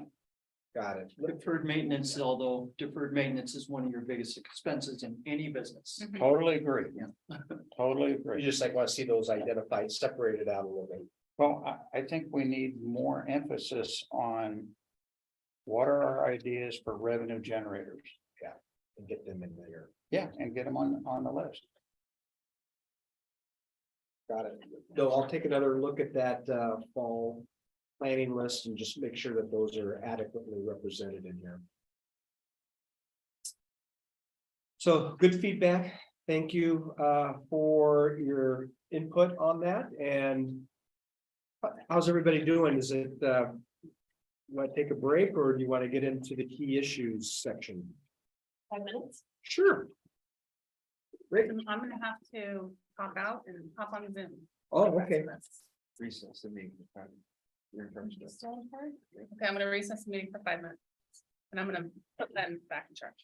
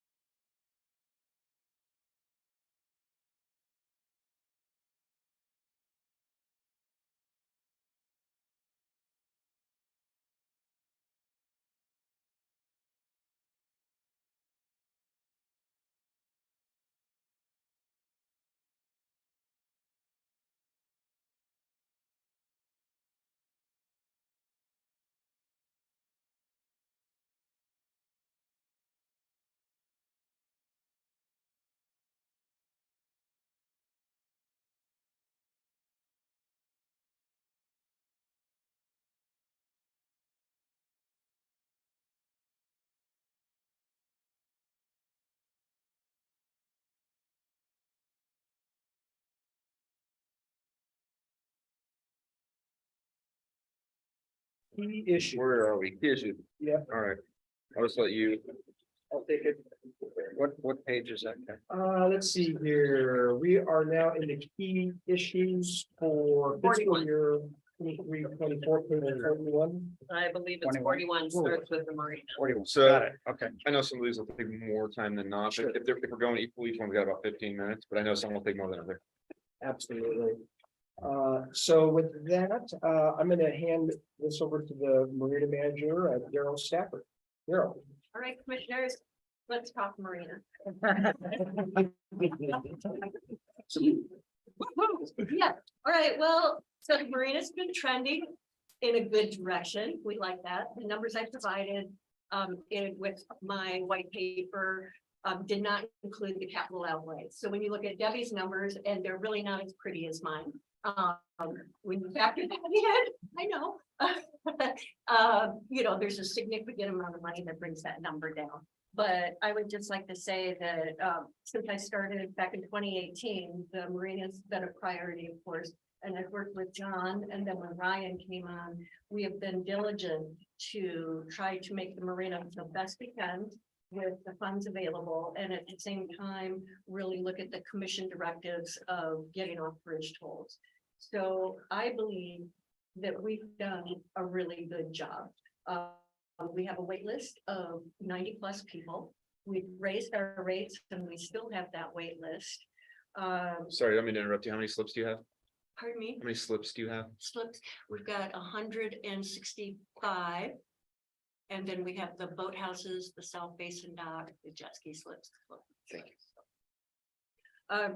So we have tried to do what we can to keep our expenses down and to generate revenue as requested, and then still keep the marina really desirable. We've had a plan to put in between $30,000 and $40,000 over the last 4 years for dock repairs. And so it's critical with the marina that you keep up with repairs, and that is in my opinion, because things in the water rot. So the longer you wait, the more it's going to cost you. And so it's similar to the bridge scenario. That's been our plan. That's why every year you see that standing number in there, and we just take sections of dock for that amount of money and try to do the repairs with that in good shape. The key, I believe, to where we're headed in the right direction with the marina has been due to the work of Ryan and John and having facilities take over more of the work that we don't have to contract out. It costs us a lot more to bring somebody in, and it also then we have to go through the whole contracting process, which adds in a lot of admin time as well. So where we are right now is we've, looked at our operations, we've looked at efficiencies, we've got our maintenance plan, we use our strategic business plan as our guiding light. We fall back to that and say, are we doing all of these things that the commission has directed us to do? And I feel like we are on target for that. Where we're headed though right now is, looking again at our expenses. So we'll factor in the same things. We can't really do any big plans for the marina due to the bridge replacement project. So it's really just focused on maintenance and keeping a highly desirable place to be. I am super concerned about our state of our facility department, because the success of the marina and being fiscally on target hinges a lot from having staff to help out. And our guys do, again, the majority of work down there. And as you'll see, we'll get into this a little further down the road, but I just want you to know that's a really big piece of it is if we don't have facility guys to do the help keep up with the maintenance down there, and we have to start hiring it out. Well, we have two choices. Either we hire it out and pay way more, or we just let it go and we'll pay more. So I just want you to keep that in your mind. We're in a tight spot with that right now. So we've really got to figure something out with getting facility help in here. When I started back in 2018, things were pretty darn good. And then as COVID hit and having staffing available, it's been a strain on the facilities ever since. And we've been trying to address this the last couple of years, and it's complicated. I mean, we work on it every year. But this is when you'll get down to Genevieve's note, kind of addressing that, it's been more challenging ever since that time. COVID did not help. So the key questions that I have for the commission right now with regard to the marina and budget would be your directives from 2 years ago were to move forward with 10% increases on the moorage. A reason I'm asking you this now is Debbie still has to do her forecasting. So for her numbers, unless you feel like there's a big departure from that, that will be what we'll look at in the fall, is continuing. You told us 3 years, 10% increases. So we'll stick with that. I'll do the rate survey. Unless we're way off base, then, that's the number we'll go for. But Debbie needs to plug things in. So that's the number that we plan to use unless the commission gives us different directives. So are you? Is that the direction that you still want? We gave that direction. Everyone's still comfortable with it. Yeah, like you said, unless we're way off base. Yeah, and so I'll provide you again a rate survey with the current numbers and come back to you in the fall. But right now, that's what we're gonna build the budget off of, is another 10% increase. As long as you feel, and you've done some research, that we're still in the market. Fair in the market, I agree. Look forward to seeing it. Okay, and then moving forward, we would like to put a placeholder in of $40,000 for continuous repairs. Now, you saw that, we just talked about that a minute ago, where it's on the capital projects list, but it's really a maintenance thing. So we plan to put that number in there to just keep up with. Is that enough? The docks, great. I think it's good.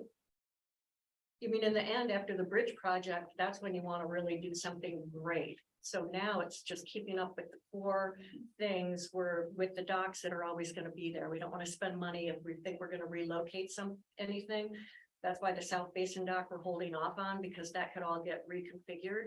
But the main marina, moorage, ABC docks, nothing's going to change. So we want to keep those in top-notch shape. So When does the houseboats go away? 2026, end of 2026. So we probably need a project right there to refurbish those docks and make them into something else, right? Right. So if you've got a 10-year plan, you probably need a placeholder in your long-term plan for recognizing we're gonna have to do something there. Right, and so that was one of the things that I put on the key issues, just things that we need to plan toward. And I'll get to the key issues in a second, but that is one of them that we'll need to look at, along with any reduction in mortgage revenues that we may have due to the marina temporary being closed. If we're not, are we gonna charge the tenants X amount? I mean, there's a lot of things that we'll look at, but the bridge replacement. Oh, you're projecting that we may have to close the marina for at least some of the time during construction. Well, that's the projections I've heard from the commission in the bridge replacement project, is that there is a possibility that there will be times with limited access. And so again, that could affect the revenues of the marina. These are just things to think about and consider, like what Debbie talked about earlier. It's a moving target. Every year we're going to update it. And as we get closer to knowing what we need, but these are things, thinking forward down the road that we just want to be aware of, that our revenues could have a bit of a dip. Yeah, I would think you're not gonna have a lot of that in the marina. You're gonna definitely have it here. If we end up taking all of this for staging and getting access in, unless we can get another ramp over there someplace else. But the marina themselves, the amount of time that you're not gonna be able to boat in and out, I would think if you're careful, it should be pretty minimal. There'll be times where it gets blocked off. Right. But where I'm coming with all of this is that you've got a waiting list of 90. Mhm. Is there an opportunity there for more revenue? I believe there is. However, I believe the port also owes it to the tenants to be fair about incremental rate increases. No. What I meant is, do you need to build more capacity? should you have on your 10-year plan a project to add additional slips? In the marina? Definitely, and that's part of the marina planning. That is on the capital projects list, a whole new marina plan with extensions, and that's when you would talk about extensions of ADOC, BDOC, and tie that all in once the. What do you expect? When would you like to see that happen, time-wise? Nearing the end of the bridge replacement project. I don't think you could have a construction project going in the marina. At the same time, you've got a construction project going. Okay, at so the it bridge. falls outside the 10-year window. Right, it would be right at the end of that. And so you would just look at your plan. I'm just saying, if we're gonna use the 10-year plan, and if this is gonna fall in the last couple of years of that plan, then we ought to at least get a placeholder into the plan to show that. Right. Yeah. So, okay. Good. John? So, You have something, you more? Yeah. I just had a couple of questions. I'm looking at this marina revenues and expenses chart you got here, and right about number 2 on there, you got special assessment. Who's being assessed special? so what happened is, I just don't remember. a while back, there was a complete meltdown of the electrical system in the marina. Mhm. And Fred said, no more money to the marina for this. The tenants are gonna pay for it. Right. Okay, so that- And so the assessment went back to the tenants, and so the port went to the tenants and the marina committee and said. We're gonna raise your rates because we've got to pay for this. We want to pay for this bond, to take a bond out to do it. And you've got 10 years and we're gonna raise your rates to cover that. And the marina committee said, no. We want to do this assessment because in the end of 10 years, we want to see our rates go down. And so at That's least. wishful thinking. Yeah, and so the thought on that was at the end of 10 years, the assessment will go away and the rates will be low. Because they were afraid if the port raised the rates, they're never gonna drop the rates. So that was the thinking at the time. Okay, so that's That's just a 10-year add-on for the electrical problems. right, so that will be done soon. It looks like it. The boat houses are done this year. So next year, their rates are gonna go down $1,650. Because they had a separate assessment. Hmm. The marina, the rest of the marina tenants will still have that assessment through 2026 or 2020, whatever it is on it. Okay, so had a short discussion with Kevin over the phone, and he wasn't expecting it, so he didn't really have a chance to think about it very much, but you've got a great marina on the other side of the river. You got a bi-state compact doing this bridge right here, and you could move your boathouses across the river at any one point in time if you wanted to get them out of here. There's nothing in that marina over there. It's a I dandy. think they've explored that and they're not, maybe popular. Marinas, I know, I think they've tried that. The Dallas doesn't want them, Well, you can't go upstream very far with an old boathouse. right, and I do not believe Benjamin is interested. The boathouse tenants have formed their own group and they are looking at options, but I don't think Benjamin was interested in that, but they have explored that. Okay, one more thing. When we built the museum, we didn't own any cars out here on the airplane and car museum, right? Had a lot of airplanes, no cars. So we had a lot of people around here put their car in. Great parking spot for a car, heated.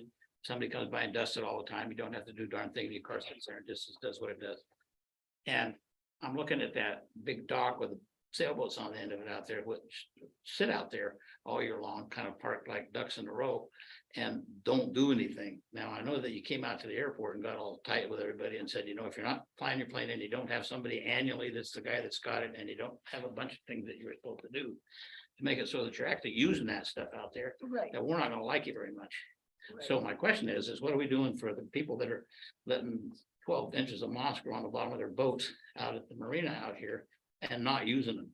Now, I'm sorry, if you got a really long waiting list, there may be some way of pitching some of those guys that are just parking their boat out there because it's a nice place around the river to have your boat, notwithstanding you aren't moving it at all. So that's my question.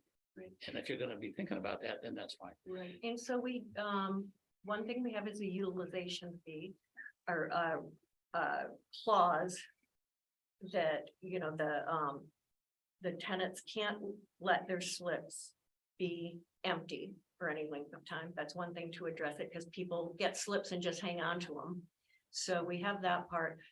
And then the second piece is seaworthiness. So we have implemented that into our rules and regulations, where part of being seaworthy, when you go to the Oregon State Marine Board, is that the vessel can leave its slip under power. Now, most of the little sailboats, there's a lot of little sailboats in there that maybe aren't in great shape. They could do it. There are power boats that might be challenged. The next thing, though, is some marinas do what you're asking, and that's having someone make sure that the boat goes out on a monthly basis or whatever. How am I gonna do that? I manage the waterfront. But that's what it is. So you could put all these things in place, but then you've got to have someone to oversee it. We got to work at the airport because there wasn't all that many people out there and there weren't that many hangar spots to have to check on. But you did that on an annual basis. You know, you can go into those hangars at the airport anytime you want and check to see if whoever's got whatever they got in there have just their airplane in there and it's ready to go, and you can look on the window and find out whether or not it's actually ready to go today or tomorrow, because you have an And annual all of the inspection on boats, all of the boats in the marina are registered. It's a requirement of being a tenant. I'm just trying to get to the use part of it. Right. Got a whole bunch of ducks in there that are just sitting there. Right. I watch that marina a lot because I'm down there eating lunch about twice a week, so I Right. see nothing moving a whole bunch of the time. Kind And of. so the little boats and the guys that are here and the people that are around town that throw something in the, and I did it for years. Yeah. I'm not worried about that so much, but there's a whole slug of stuff out there that just sits. And I just think that they're taking up your marina space, Right. and you can put them on a hook, hang them out there on the Columbia someplace and say, gee, whiz, you can get here all you want. Or you can go down to the cove down the other side of the hotel down there and ask those folks if they'd let you stick your boat down there, but it's not, as far as I'm concerned, good form to have people just sitting on your marina because they can and nobody's watching. No, I'm not saying that you're not watching, but nobody's figured out a way of Right. making them do something or Well, move. forcing them to take their boats out. I mean, that's a whole nother level. We do everything we can for compliance. They, you No, know, I know that. You know, but I'm not forcing them even- to use their boats is beyond the scope of what managing the marina right now we can do. If we had a full-time dedicated person overseeing the marina that was down there every day and that was their sole job. Now you just have a camera down there. Yeah. You got one out there at the airport that looks right across those. Yeah. You just John, look we right down do- those marina docks. and you We just do see a who's- dock walk once a week that kind of looks and assesses the boats and makes sure that they are in accordance with our contract seaworthy. So there is time spent each week documenting that, but we lose the power as soon as it's like making them take it out of the slip. We can't make a airplane tenant take it out of their hangar. We can make sure the airplane is functional and usable, but we can't make you go fly. Can't make him fly. Yeah, so I think the same thing applies to the march, But you know, they need to be seaworthy and we see to that. Interesting thought, maybe. We got 90 people that are looking for slip. We got some folks that maybe aren't using their boats much, but they've got the slip. Have we ever thought about maybe temporary moorage out in the bay? Where they can moor their boat out there, give them a reduced rate, free up the dock space for ones that are really gonna use it, charge them for it. And then maybe have a dinghy or something out there to let them come in and out, to get to their boat. Until we can build more slips. And then- 14 days stay on the Columbia River is all that's allowed. And I think Like the boat that's moored out there right now can only stay for 14 days. I'm Who not has talking about in control the of river, that? I'm talking about in our. State. in our- It's the bay itself. Okay. I see. So we really don't. And have within control. the marina moorage, you could do mooring balls and all of that, but that would be, again, we need to create access.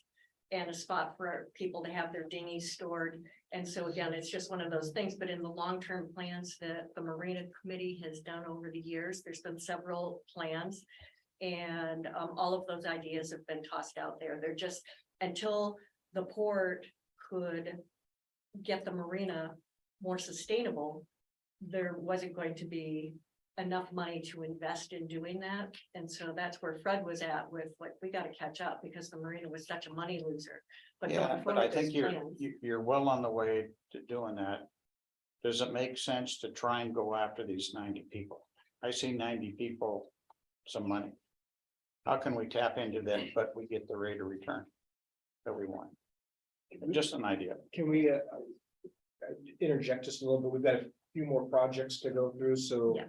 for the sake of time, Daryl, I thought that was really well presented. Any closing thoughts or? The last thing, really just the question to the commission was, when we get down to the nuts and bolts of it, if we don't have facility crew, we are going to be looking at, not being able to open 3 big restrooms. So I just want to put that out there. We've got the one out on the point, Hood River Yacht Club public restrooms, and then the one here at the boat ramp. And then, the key issues really, again, just focus looking forward.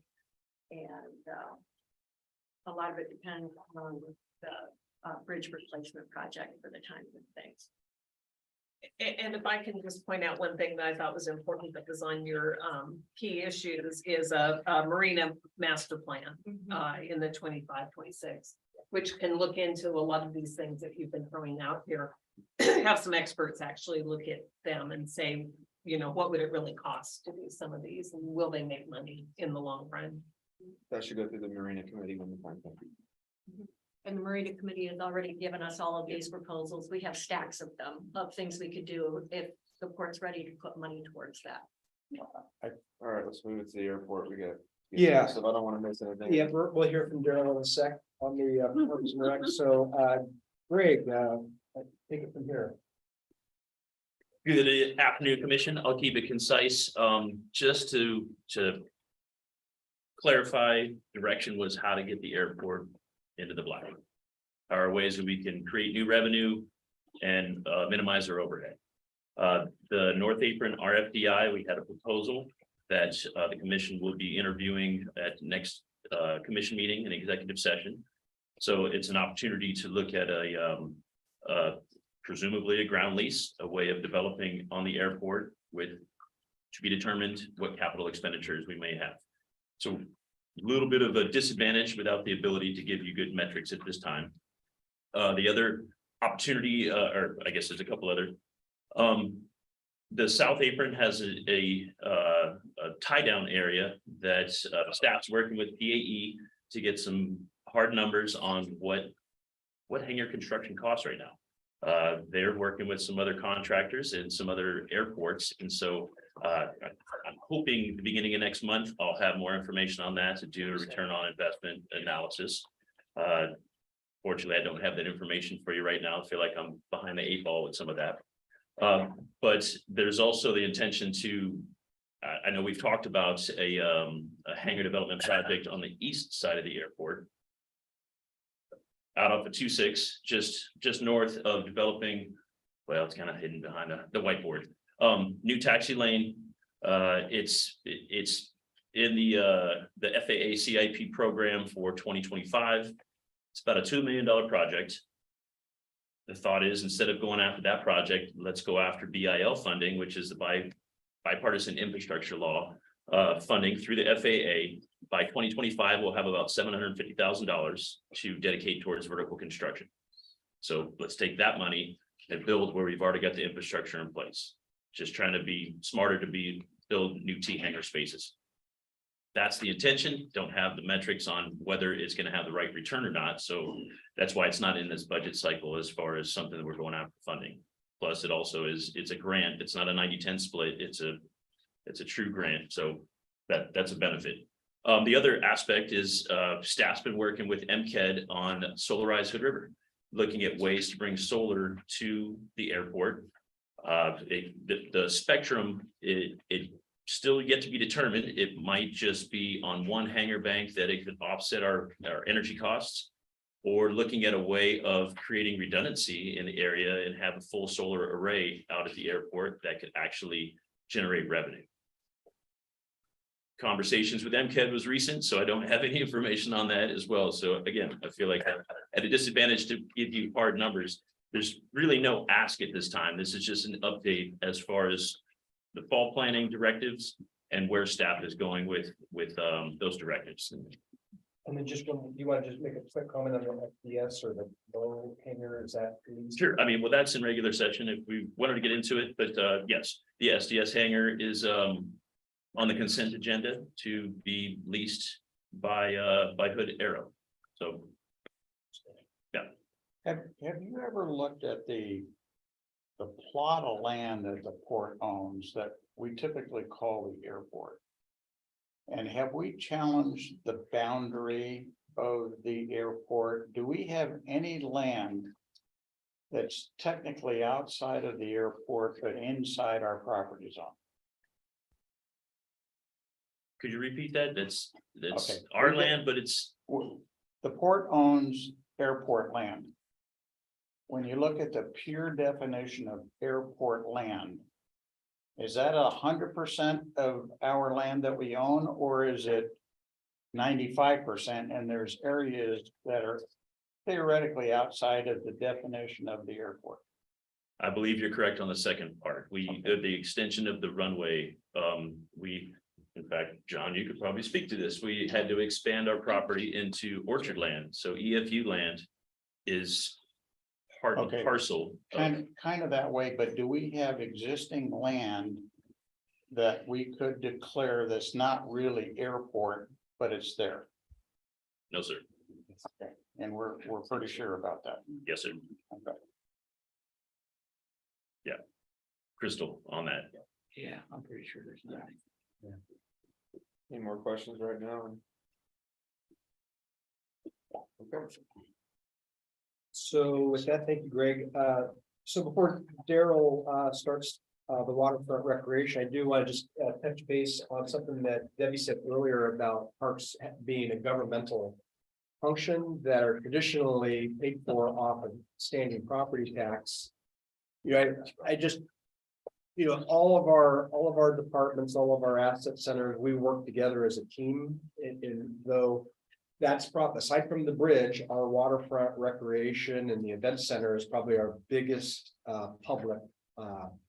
publicly widely used area. And so, you know, I don't want the commission to feel like that's only Daryl's issue. That's something that the entire port staff is here to help to make that work. And that's for those partnerships with the Parks and Rec District and the city and the county become so important. So I don't want to steal your thunder, but I just want to put that out there.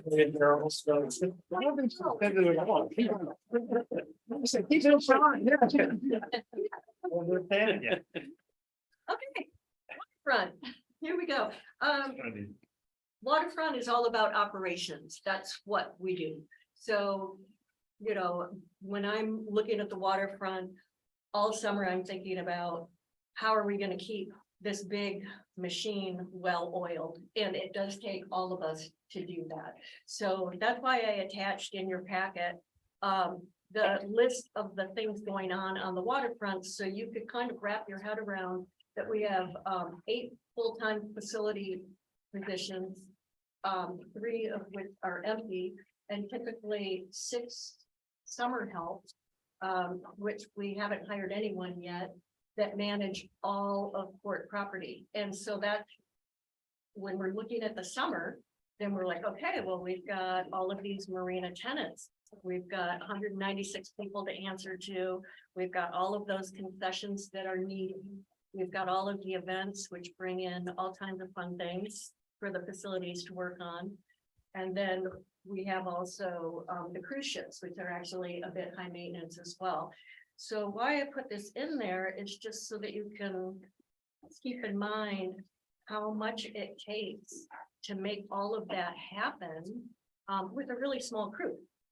And what we've done, what has happened is it's like the waterfront has been the perfect storm. Back when I started in 2018, we had a pretty full crew of seasonal help and full-time facility help. And we were just hanging on, you know, by our fingernails. And then it got busier and busier and busier. And our facility crew got less and less. And then we hit COVID, bam, nightmare. And then now we've got a labor shortage. And I know that it's in here, but I want to express to you guys that we are in a state of crisis in our facility department, and it affects waterfront operation. So this is a really tricky conversation because we have worked really hard to reduce expenses and increase revenues. We're doing what we can, and it can't all happen at once. So I feel like we've been really calculated as a group of, you know, how we're gonna get there. But without the staff, we're gonna have a problem. And Is this part of H, staffing and adequate service levels, Jen? Is this conversation there or not? Then let's have it, can we have it there? Because I really want to talk about this too. But I really want to get through waterfront recreation. gotcha. Okay, well, that's a big part of it is the proposal for this summer, because we're planning on what we think is gonna happen and probably not having a full staff. We have things for you to consider going forward, proposed actions. So we've raised our fees for this year. Going forward, we'll evaluate in the fall and look at where you guys want to go. That's parking, right? Pardon me? That's parking. Parking fees, yes, and then we will also look at event and concession fees as well. For anybody who's annual. We'll talk to you about the pay by text, that's Genevieve's presentation, so she'll jump into that. Include the hook is paid parking to generate more revenue. We could put that into place for this summer, that's tied to pay by text. You know, again, with staffing, continue with the 2 parking enforcement. Last year, we had 2 positions. We were only able to fill 1. We really need 2. John will be talking about security. That's coming up. He'll have an RFP for a new proposal for our next meeting, but that's a key part with helping with parking enforcement is having someone who will take on some more of those duties. I think we should eliminate the event site booth and we can cut a bunch of costs there. And the parking enforcement can pick up the slack of that. So that they would just be, you know, checking for the day passes that would be made by pay to text. So it's all kind of connected. Again, we'll talk about that more when we get to Genevieve's. And then again, when we get down to the restrooms and track, that will really just depend on what we're able to do as far as hiring.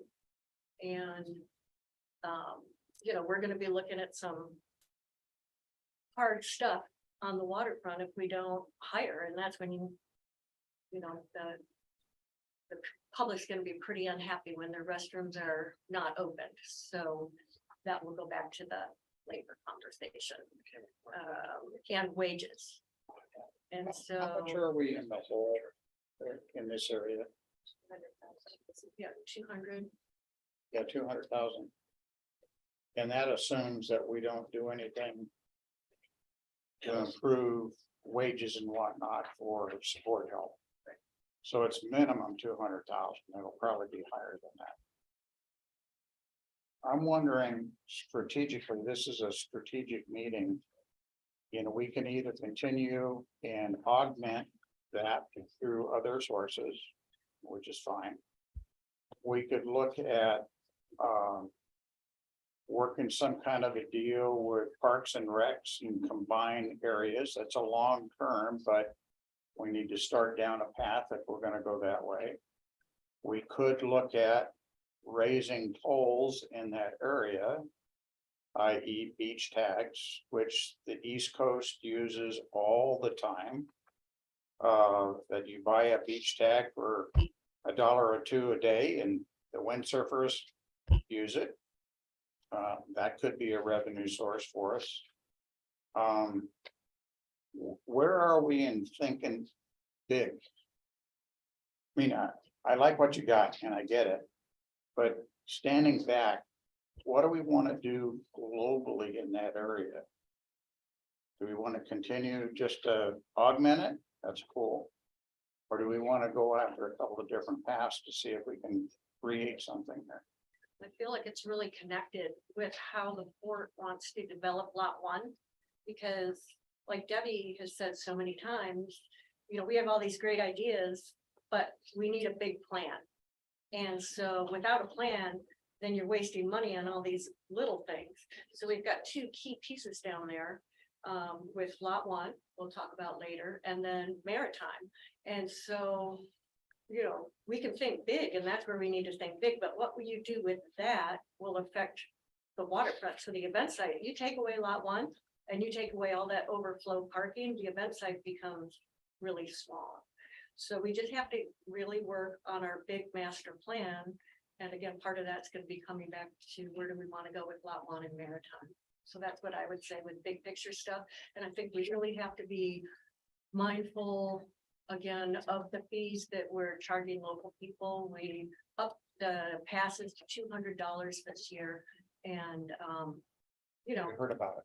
yeah, bit by bit, but that's not giant big picture. That's little steps at a time.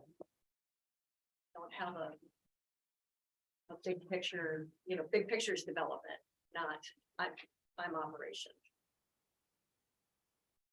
So I think that's more for the commission, right?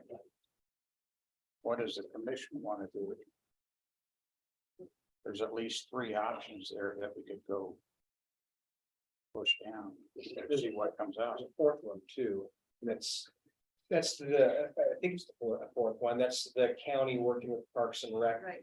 to. Yeah, I kind of meant that to be Okay. good, but yes, that could be made into a second one. Yeah, standalone. Right. I believe, I think a couple of meetings ago, I included the Parks and Rec District schedule for going out spring of 24 for a new countywide parks levy. Yeah, So don't get involved with those guys. But again, you know, Not all there's a- options. inside the Oh, that would be awesome.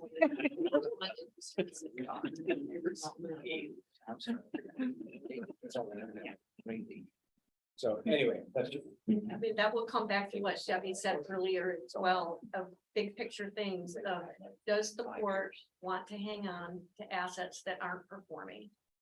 And so, but we look at the, you know, the parks, they're parks, they're their own different category, but does the port want to continue to hang on to things that, you know, maybe it can't afford? So that is part of the big picture planning that we'll get to, if that helps answer that question. in my mind, I think we need to take actions to bring up to that recommendation. So we've tried these areas to create revenue to make it equal. Didn't work. We looked at long-term, what that's gonna draw down on the rest of the port operation. Doesn't work. We looked at, you know, getting some tax revenue off of that. We don't think the public's gonna go for it. I mean, there are steps that need to be evaluated before we can make that decision. And I'm saying in our budget cycle and in the 10-year plan, we ought to have those as activities. Otherwise, we're gonna be sitting here next year asking the same question. Good thing. The one thing, it's a small amount, but one of the questions that we've talked about internally is what to do with our standing property tax, which is what, less than 90,000. Yeah, well, yeah, it'll be around 90,000 this year. But so it just kind of floats around, but theoretically, you know, the port commission could say, hey, we want to earmark that property tax towards a governmental service, which is our perks. So, I mean, it's a small amount, but that's one way to show how that standing property tax is being used. And there's an argument to be made, and as part of this discussion that we need to have and think about before we have it, is there's an argument to be made that our parks, our recreational area influence business in this town significantly. And so letting that go without someone else taking it on which I heard the mayor sit here in a week or two ago and say he'd be more than happy to tell people that they're gonna have to deal with unkept parks. I would disagree with that. I think the services we provide that are not revenue generating, some of them do generate a ton of revenue for businesses on port property. And so I wouldn't want to just let it go. But that needs to be part of that discussion. Where can someone else take it on? Where can we find other money? But I want to remember that there are businesses that rely on that and draw in a lot of their revenue because of that. And when you do look at our original charter. May I? Sorry, this is Christy. Can you guys hear me? Oh. Yeah, go ahead, Christy. Yeah, I was talking, along with that park bond that they're, or not bond, but new taxing district that they're discussing. I did have a conversation with the county to see how the port can also possibly be a part of that discussion to maybe form a different taxing entity that the county would be allowed to do. And maybe that could help, but I know that doesn't solve the short-term problem. But I do think we need to be working with the county and Parks and Rec to work on this issue together, because it would help I think it would help Parks and Rec if they're going for any sort of new pool, if it also included all of these other recreational spaces. So I think that's something that we should definitely keep a close watch on.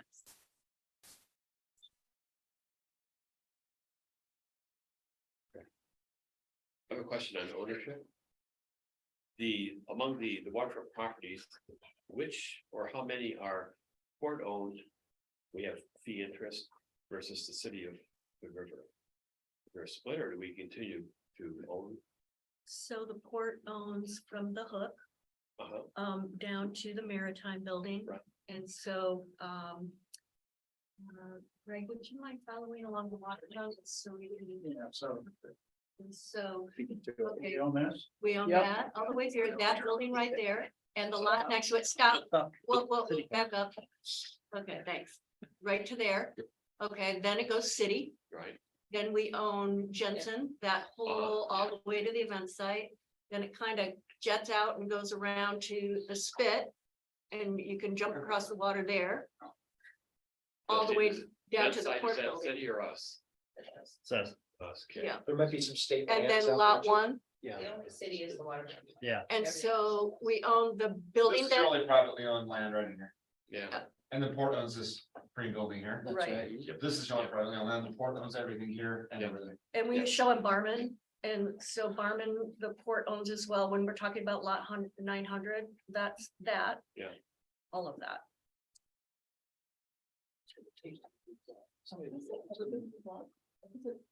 On my beach tag thing. I'm sorry. Because the city owns. Yeah, I'm sorry. I'm so bad with your. Oh, yeah. And now. Nothing that surprises me. No, Should I keep going here? You should. I want to make sure you got time to get through that. So let's transition to the waterfront paid parking. And so this is actually one of the items that was came out of the November work session. So Genevieve. Yeah, so this is in the grand scheme of things, a smaller picture, but I think it could be a model of our efforts to make sure that existing revenue streams perform better and grow revenue. So we first implemented paid testing on the waterfront in 2018. We've made little tweaks to the system ever since then.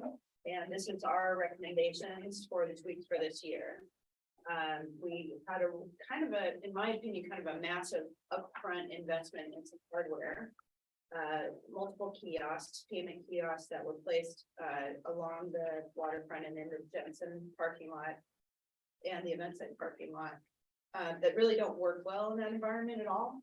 Kiosks are great for city streets with lots of shade and a little bit of breeze, but with the sun blaring down on them with no shade 24 hours a day in the summertime, they just don't work half the time. And so the performance on those kiosks is not something we want to continue. It's very expensive to get the one field service representative who covers the entire Western US to come to Hood River and fix one of our kiosks. The handheld units that are used by our enforcement officers also do not work well. So kind of want to get away from hardware as much as possible and move to something that's also luckily more convenient for the users, which is total mobile payment text to pay. The only objection normally we would want to voice about moving away from kiosks is that there would not be a cash payment option. There already isn't a cash payment option. Our kiosks don't take points. So we're not losing that access to our current, we haven't had, to my knowledge, any complaints of not having a cash payment option on the waterfront streets yet. So we're recommending moving to text to pay. It's actually already an option. If you guys want to go through a little exercise, you can pay for parking right now. It doesn't cost the customer any more than our current mobile app charges them, which is a 35-cent charge per transaction.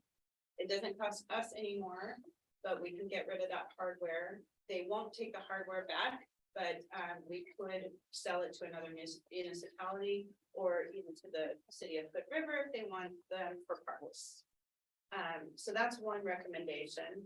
We also, sometimes you can overthink these things a little bit too much, and we did that in 2018 and sort of ended up with a lot of inconsistency and not uniformity across all the parking zones.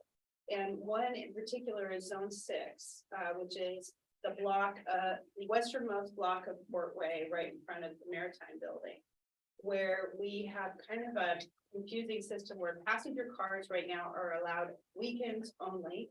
And the rest of the week is reserved for trucking companies. We have agreements with, I think, 6 trucking companies. They pay $150 a month to be able to drop a trailer at any time and pick it up. So it provides a service. I hope you will remember that whole conversation. It provides a service for the trucking companies that they don't have elsewhere in town. However, with the advent of wind foiling that we experienced last summer and the massive amounts of congestion on the hook, we need that parking all week for passenger vehicles on that block. And so unfortunately, staff is recommending that we end the trucking agreements and make it passenger vehicles all week long in that zone on that street. We also wanted the commission to think about extending the paid parking zones. Currently, we only have for parking at the event site in the West Gypsum parking lots. North First Street, our blocks of Portway, which are just the easternmost and the westernmost blocks of Portway, and the little parking lot down there by the Nichols Dock. We don't charge for parking at the hook, and we don't charge for parking in the Spit parking lot or the Marina Swim Beach parking lot or the Marina parking lot, which is gigantic. One restriction there in the Marina parking lot is if we start to charge for parking, we will lose a eligibility for a maintenance grant that we get biannually from OSMB, which I think is about $6,000 a year. Clearly that. What could we make instead of? Well, think about it, right? I don't have an actual More than that, projection, but yeah. way more than that. So consider expanding paid parking to all port-owned parking areas and streets. With text to pay and not relying on hardware, that is something that could be implemented pretty quickly with signage and you're done. How old is the current system? It's what's 2018. Don't get me started on how much. it 6 pisses and a me half off. years. What we were told versus what actually happened. so But it's outside of warranty. yes. Oh, yeah. When they installed the trucks, they were 3G network communication. And that's another reason they didn't work. We had to go through a modem update on all of them to 4G. They're still completely unreliable machines. And, I can't really blame the machine, but it's just very ill suited to the environment. It's too hot. There's no shade. It's too hard for these machines to, and it's too far to walk, frankly, to pay for parking. So this option is everything is on your iPhone or Yeah. equivalent, Yeah, and It's it with the notifies tech, you don't need GPS an where app. you're. you where can't you're use an parked. app, you don't need an app, you just text a number. And you enter in the zone that you're in and you put in your payment and you're done. And it'll text you when your time's almost done and you can add. And we'll be able to do better than 60% of every dollar going to expense. Exactly. So that's a recommendation. How do you know the person who's there? How does, So when you pay, you put your license. right, And so Mike, the enforcement is Amy is back? going by license plate. and he gets all that information. Are you anybody opposed to anything she just said? Not about a 2-minute, you know, he's following people. It's He's not- there right when you park. It's not gonna show. You know, before the. Say that again? The marina parking was a longer term. People who were out for a while. so. Yeah. The other one is. Anything else that bothers you about anything she just said? No, I haven't heard what the system's gonna cost, Right. but makes sense to me. Then the kids can. It doesn't cost anything. Bring us all of that. Okay. Well, Yeah. Marina Park, okay, we'll talk about it then. Okay. And can you, if we decided to put it marina parking, can we put it at a reduced rate? Or Yeah, longer you can term, set- or you longer can term? set the rates by zone. Yeah. And that can be down to the block. So you could say the hook is, you know, $5 an hour and the event site is $1 an hour. It doesn't matter. You can set it by zone. It helps if it's uniform, but you can set it by zone if you want to make the marine, if you want to make the east side port properties less expensive than the higher demand west side port properties, that makes sense. Maybe that's the way to make it work. Question, Genevieve, because I know that the city just got new parking. There's just signs, Make that cash. they find the signs, so it's, again, as Daryl said, it all depends on the facilities group and whether these guys have time to go mail some signs. Well, I think you bring it to us, assume that they can't do it. What's it gonna be? It's for. And then if they can't do it, what's it gonna be? So we know both. Okay. Genevieve, I have a quick question. This is Christy. I know the city just changed their parking app and it's an app. So this isn't an app. This is just like down at the railroad where you just text a number, and Right, I just wouldn't So- want to put in a different app that is different than the city because that would be confusing. But if this is just a text thing, then that's It's less of a big actually- deal. yeah, if a customer actually has the mobile app that Flowbird, provides, I'm sorry, I think it's Flowbird Mobile, I can't remember the name of it. They could use that because our system is also Flowbird. So they could use their mobile app, or if they don't have the app, they could also just text to pay. It's the same cost to them. And it's the same customer, so. It's no different. It wouldn't conflict with the same. It shouldn't really impact us. Do we know whether Hood River's gonna change their system out? Well, they have just purchased new kiosks, so they have done the hardware upgrade that we're trying to avoid doing. So.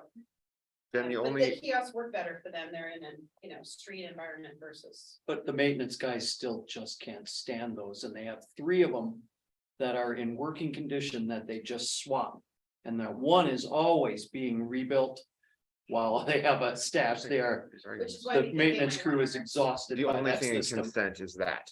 There's No, nothing. the thing in consent is the extension of the contract with Duncan Solutions that's tied to our parking enforcement. But it doesn't have anything to do with the other It things that, doesn't have, no, if the commission. we want to wants see that, Okay, the rest of it. okay. So we can do that on the 18th. Perfect. Okay. We also wanted to recommend that you consider increasing the rates and fees for parking violations, so we could manage that within the master rate and fee resolution.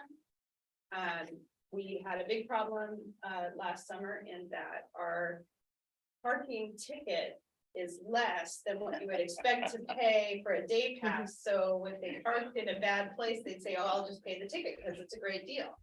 So we need our parking tickets to be more, expensive and not a great deal for an all-day parking. So,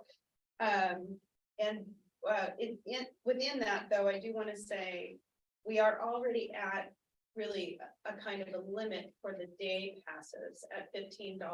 If we charge more than $15, we open up some recreational liability immunity. Problems that we don't want to go there. So we don't want to take the event site day pass up to $25, even though people would pay that. We don't want to go over 15. So that's just a side note on that one. At some point in time, I'd like to understand that. Yeah. Recreation community, yeah. Yeah, I could give you, I'll give you a call. We could do that. Yeah, And the last one just kind of relates back to making the system work better. When we first started the system, we were a little bit worried about the overhead of processing tickets and imagined that we would be writing way more tickets than we really ended up writing. And that worry has proved to be something that we don't need to worry about. So we want to take out of our contract with Duncan the provision that they process all of our parking tickets. Makes no sense whatsoever. We'll just let people pay parking tickets here in the office. And so that's what's on the consent agenda tonight. That's part of the change for tonight.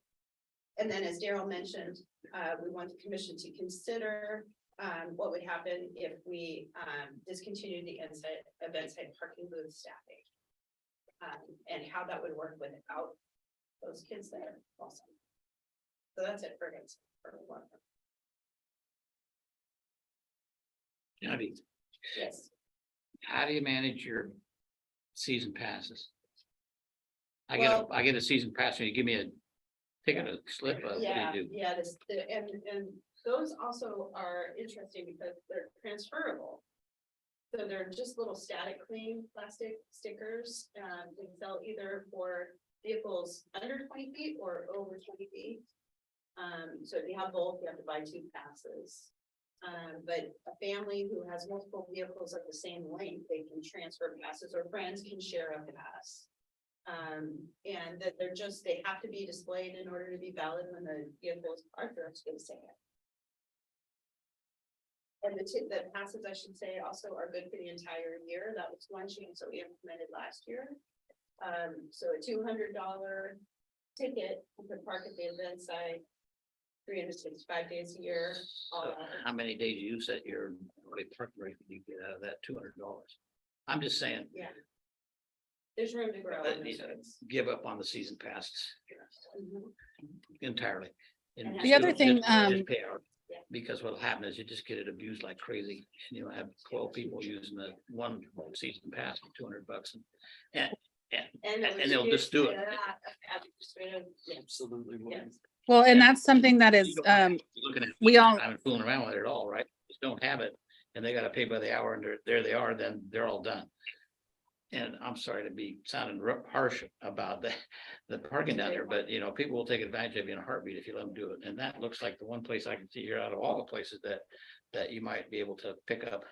Event site pass sales are saying, please don't pay us for your parking. You know, in a way. So that's something to think about too. the other thing, So, if you don't mind me interjecting, is I know that there's a lot of short-term rentals that provide a parking pass for their, so or someone comes out here for a month, they buy a pass, they turn around, they sell it to someone else. They use it and they turn around and sell it to someone else. So I think if we are gonna keep talking about keeping the annual passes, which I think is a good idea. I mean, like, because my family uses it a lot. But having it be tied to a vehicle somehow would be a better system. Kevin. So just those 4 items or excuse me, 6 items that Genevieve mentioned. So do you want us to then prep that for commission decision at the 18th? Yes, please. So we can do that by resolution. I think that makes sense. So all of those items in that staff report we'll bring back to you as a resolution. Perfect. Perfect. Thank you, Jen. All right, Greg, you get the next 2. Woo-hoo.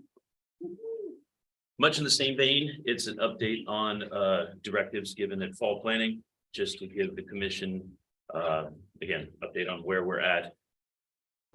With lot 1 specifically, we have one proposal for the CE design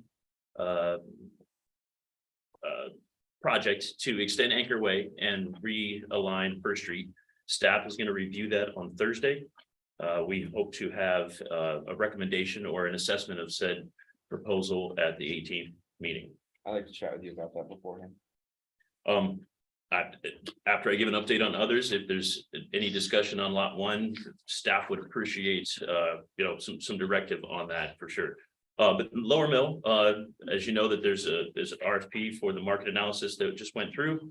We sent a contract and I feel like I got it back. Patty could confirm today. So we've got Eco Northwest lined up to provide the market analysis. Commissioner Fox, you asked about the time frame. It's a 3-month period that they intend to have a product, at which time we'll have much better direction on possible solutions moving forward. And so it's funny that Deb said my name's going to come up quite a bit, but I'm just a little bit behind all of these things to provide some good guidance or some recommendations. And so with that is that's all I have to report on undeveloped land as far as how we're moving forward with said parcels. Is that lot that I know, John, you've been Up at the Hannell? yeah, up at Hannell? Yeah. Is that part of that study as well? Absolutely. Yep. Okay. Yeah, and you'll see in the CIP list, there's John and his team saved the port a ton of money. But there's still a little bit of effort to go in for as far as site improvements, as far as engineered fill and so on. So that's in our CIL list. now? CIL. CIL, yeah, go with that. But that's all I have to report. Unfortunately, I don't have any recommendations or requests. So on that lot one RFP that they got a response back on. We talked a little bit about perhaps that picture on the wall isn't exactly the future. The RFP was also designed around that. And specifically, I have some concerns about transportation after listening to ODOT. They didn't give us any specific direction, but after listening to them, I'm concerned that the actual design of infrastructure does not meet what might be ODOT's criteria to maximize development down on the port without some major changes to exit 63 specifically. So I'd like to, before moving forward with anything, revisit that design a little bit and bring in ODOT on those discussions and talk about what we can do to maximize, because I don't think you can have a lot one discussion, a Bartman discussion without having a maritime discussion at the same time. Because everybody has to get down there the same way. And so I just want to explore the actual design of the infrastructure from a traffic pattern, mostly not underground stuff, but before we agree to anything that could limit development potential. Shoot. May I? Just by code for development, as far as engineering and public works, if you will, you have to have, I want to say off the top of my head, it's 300 feet from a T connection. And so if there is going to be any road that's going to bisect First Street or lot one, I'm sorry, it's going to be in the location of Anchor Way. It's too close to any other street to have any other any other road go through there. So you're kind of locked with that. But also just to talk about the IAMP, it's more about the development that goes in there and the usage that generates trip counts. It's traffic flow. They don't want backup onto the on-ramp. Well, increasing circulation is definitely a benefit, but it doesn't increase trip counts. Having some sort of other program down there, computer chip manufacturer or a basketball gymnasium, it's going to be dependent upon that. And so I didn't get that exact message from them when I listened to ODOT. They talked about not just trip counts, but traffic flow. Certainly, but I mean, the traffic. And they said, come up with some ideas, and then maybe you can extend your ability. Because what I worry about, and I don't know this, what I worry about is, hey, we're gonna do boom, and now you're not doing anything on another lot because you've just triggered something. Maybe it's not from a trip count standpoint, but it's from a flow of traffic standpoint, like, well, now you're backing everybody up and we got a problem. It's because you do have a T, and maybe you could have come up with a different idea. That it's just a concern after listening to them. But I don't know. I just want to talk about it. Yeah, I mean, if it's still an empty lot, it's still an empty lot. Correct. So trip counts is going to be generated by the program that goes down there. Right, but you don't want to limit yourself on the front end on your design of infrastructure, being like, well, now we have to do this where we could have done that or should have done that, I guess. Yeah. So staff would ask, can the commission give direction on how best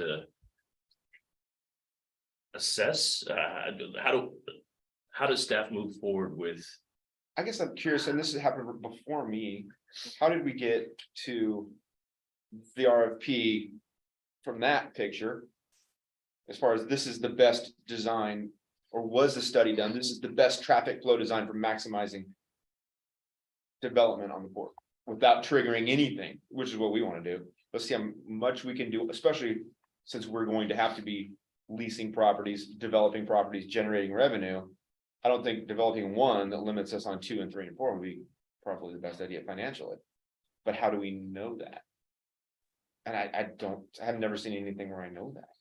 So the other component of this is that we've got $1 million in grants.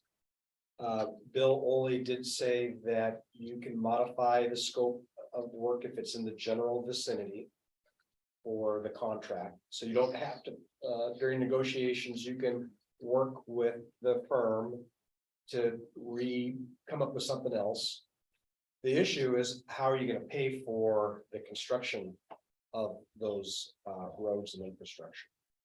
Especially when we've got a finite amount of resources.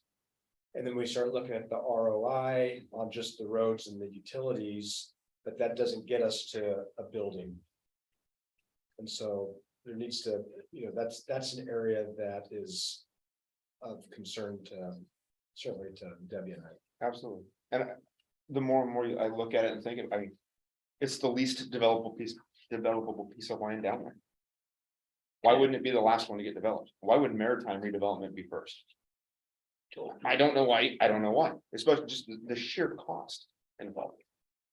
I think, Kevin, I don't want to speak out of turn, but we had talked about getting some updated traffic engineer assessment of what our trip counts are now, because developing maritime might trigger those same improvements. Exactly right. If maritime doesn't have the same return as, say, lot 1, you can't get me those financially to the millions of dollars we need just for infrastructure. We can't get there yet. We don't have the money. No one can get me there yet. We have $1 million, maybe 1.5, something like that. We get another grant. We're not there. Can I add something to that?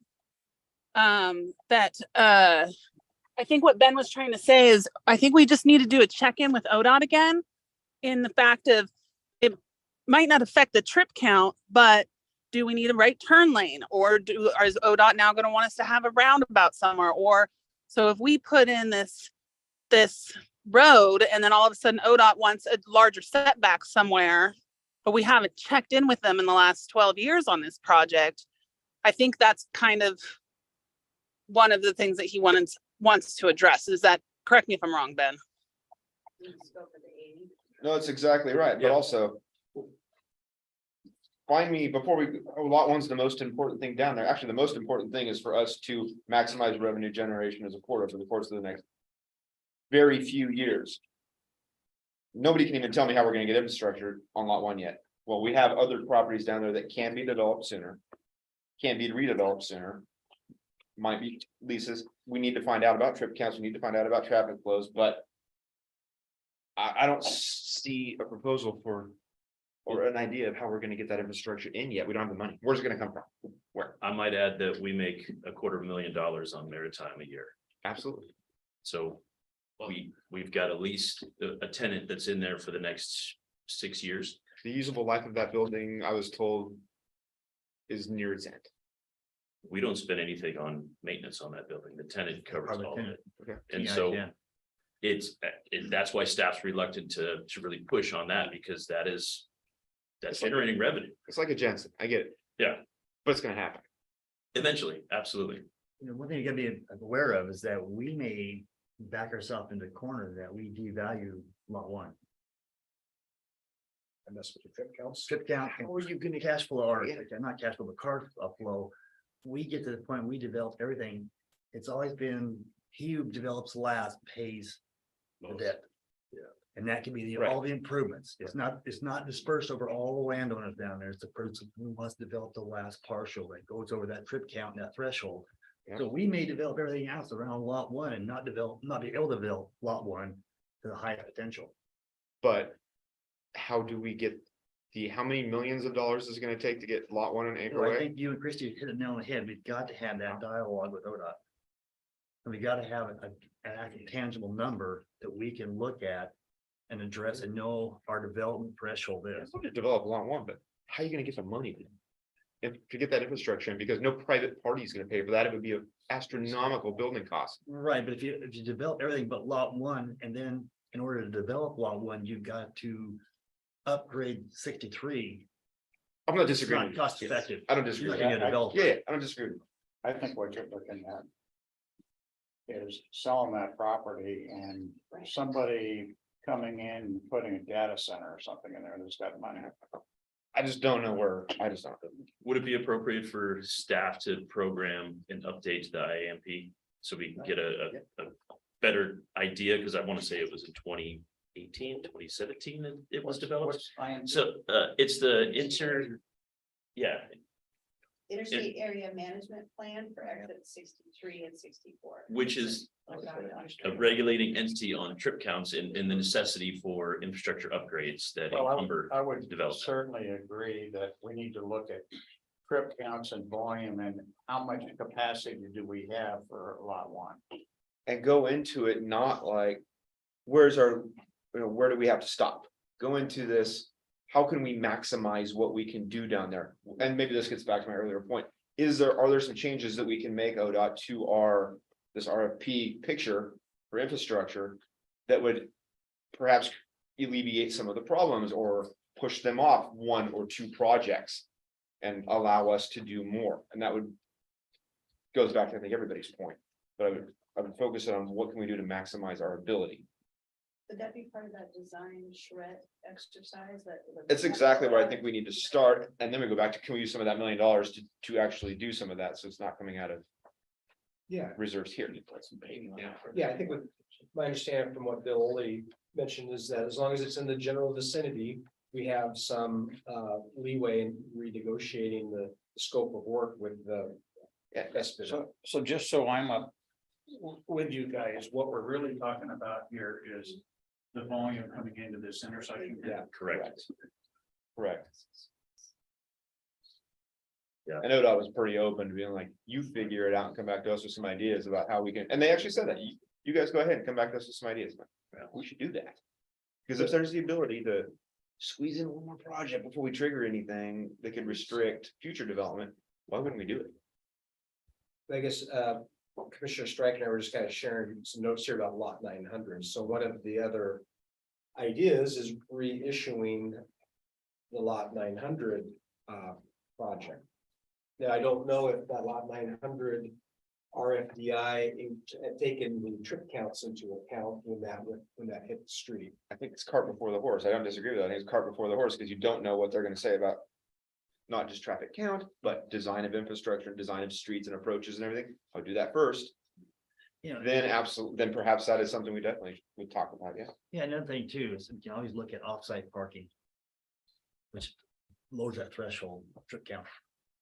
We shell you from Cascade Street back down. And we only have 1 trip count versus 40.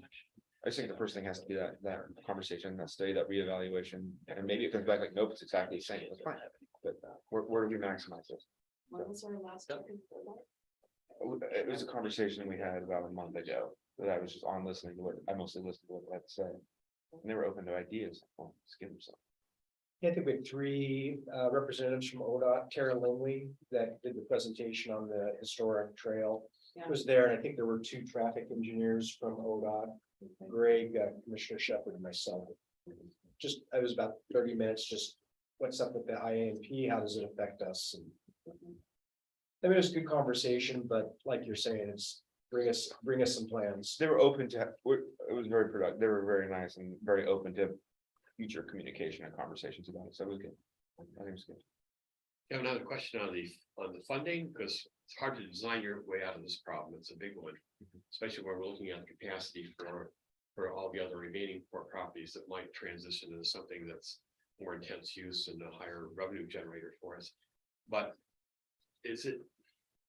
are we over with discussions with the city about retaining the tax increment on those properties that we develop in the future?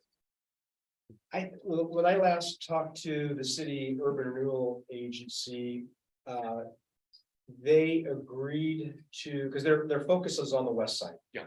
And so housing.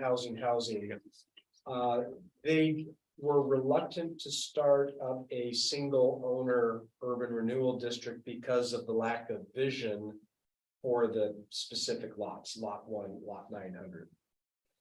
That being said, they did agree to, when they established the west side, to establish it with about 15 acres less than what they could.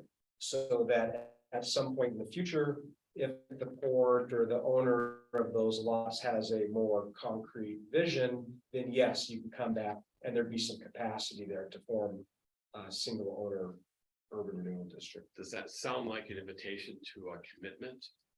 Or being a partner on those lots to be able to keep the revenue generated from the taxes to finance the structure? It depends on what ultimately is built there. I mean, if it's a governmental use, if it was going to be a park or something like that, there's no TI. But can I ask, were you asking about the existing waterfront urban renewal agency or the new one that we've proposed for lot 1? I know they're going to retire the existing one, aren't they? Yes. Right, and you've proposed a new one for. Yes, or there yes, was yes. one, Yeah, right. yeah. Okay, And I thought that sometimes with them, it's the number of acres that are involved because they're worried about cap on the city's overall. right. You know, they'll do that, but some communities have done for stadiums and other things, they've done basically a single lot tax increment district where they're able to keep all the revenue generated from that project. And then they could leverage that for a longer term financing that they can use today. So Yeah. When the city starts to get really nervous about committing too much land to a district here, there's always a possibility without having to walk away that you can make it smaller, you're still gonna get a benefit if they'll just allow you to do that. A lot 1 or a lot 9 or whatever urban renewal district. There was also a concept, I don't know if it caught traction. But if there's more of a governmental function on lot 1, some type of a community facility, there was some interest in lobbying the urban renewal district to keep the waterfront urban renewal district open for 2, 3, 4 years and phasing in the west side program. Because the current urban renewal agencies generate, I think, about $1 million a year. And so keeping that going for 3, 4 years to improve the infrastructure that we're talking about here around lot 1 would be another way to take advantage of that very successful urban renewal district. But I haven't heard there's been a lot of response back. I don't know. Christy, have you heard anything more on that front? No, not at this time. I know that they were gonna discuss it in a council meeting, but I think it's the next council meeting they're gonna discuss it. So real-time discussion. So we'll keep you posted on that. Sounded like they were open to it and there was a positive reception, but they just really wanted to know. They wanted more specifics on what the project would entail. When you're looking for funding sources, at least they're local, and you can still talk to them.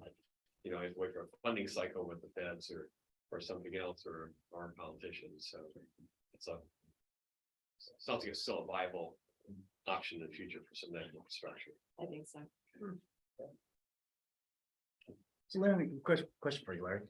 Are you saying that if we keep 11 acres of waterfront urban renewal in place that are generating tax increment financing, because lot 1 is not going to do that because there's no structure, there's no tax base. So are you saying we keep 11 acres active, say the frame building, all those acreage down there, generate that tax increment finance, set that aside to develop lot 1 and then transfer that acreage back over to lot 1 at some point? Is that a possibility? I don't know what you can do with those funds once that district is retired. You may lose the legal ability to do anything with it. What I'm thinking about though is don't retire 11 acres, but we incorporate, instead of having the whole waterfront be district by itself, we incorporate 11 acres that are generating tax finance dollars for us. And then at some point, we transfer that acreage over to lot 1. So we never retire the waterfront district at this point. Yeah, I think that the city is really hell-bent to retire the district and grab all the acreage they can. And I think trying to do something short of that with West Side, the affordable housing interest group said, we don't want to have a delayed program. We want a commitment now that this is going to open up and. Kevin, didn't you say they were willing to carve out 15 acres? Well, that's a little bit different. So they would close down the waterfront in its entirety. But then keep our 15 acres for lot 1, lot 900, maybe the waterfront along Nichols Yeah. Basin. Okay. And keep that available. Which it would not be in an urban renewal district, but then in the future, when we identified the end use. Then we could go and ask them if it's a public like use, it's not gonna be of any use. Just trying to figure out how you can revenue for infrastructure. I mean, if it was going to be, if we're gonna do a lease or something to a private entity, then. Yeah, then that would generate use, but. How do we get stuff? That's just a long process.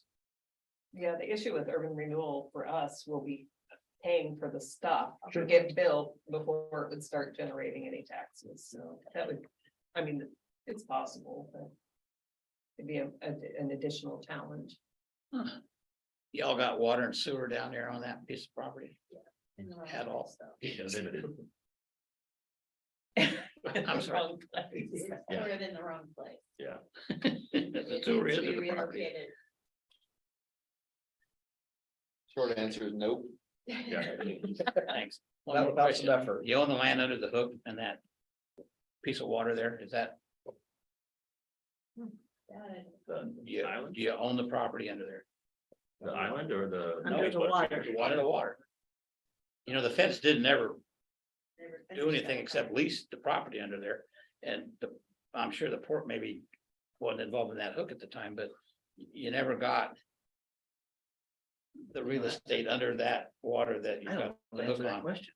If we actually own the water, the land under the water, we own the island, We do on the island. we own the island and the hook itself. The island in the corner, Sure. yeah. Oh, that But little. I don't know, it's a great question, I don't know if we own the. Well, if you go down the corner, not very far to Morton Slough, there's 200 acres there. It's underwater. In front of Strucks. Right. That whole piece there. Okay. Strucks own that Yeah. ground under there. Yeah. Okay, because they never have, the feds never bought it or anything when they put Model Dam in. I just wonder where your situation is, and you might look around besides that, what you actually have as under the water real estate that you own, because it may make a difference what you can do. Well, and definitely have to deal with the state, you have to deal with COR, Yeah. deal with the state, fish, Yeah. fishery, and the rest on this. So the good matter, if it was our land or somebody else's land or the feds' land, we still have to get permits for having things in the water and piers that are creating shadows for bass to go after salmon. There's a long conversation, but it's worth pursuing because if we could turn that into another marina. And I was just thinking you could park boats up down there. Discharge for the Wastewater. sewer system. Well, no, actually, it is not. Water treatment. It's discharge for the stormwater system, but the sewer system actually runs all the way out the leg of the hook and goes straight out to about midway between the Wells Island and the point of the hook. And it discharges out there into a heavy current line.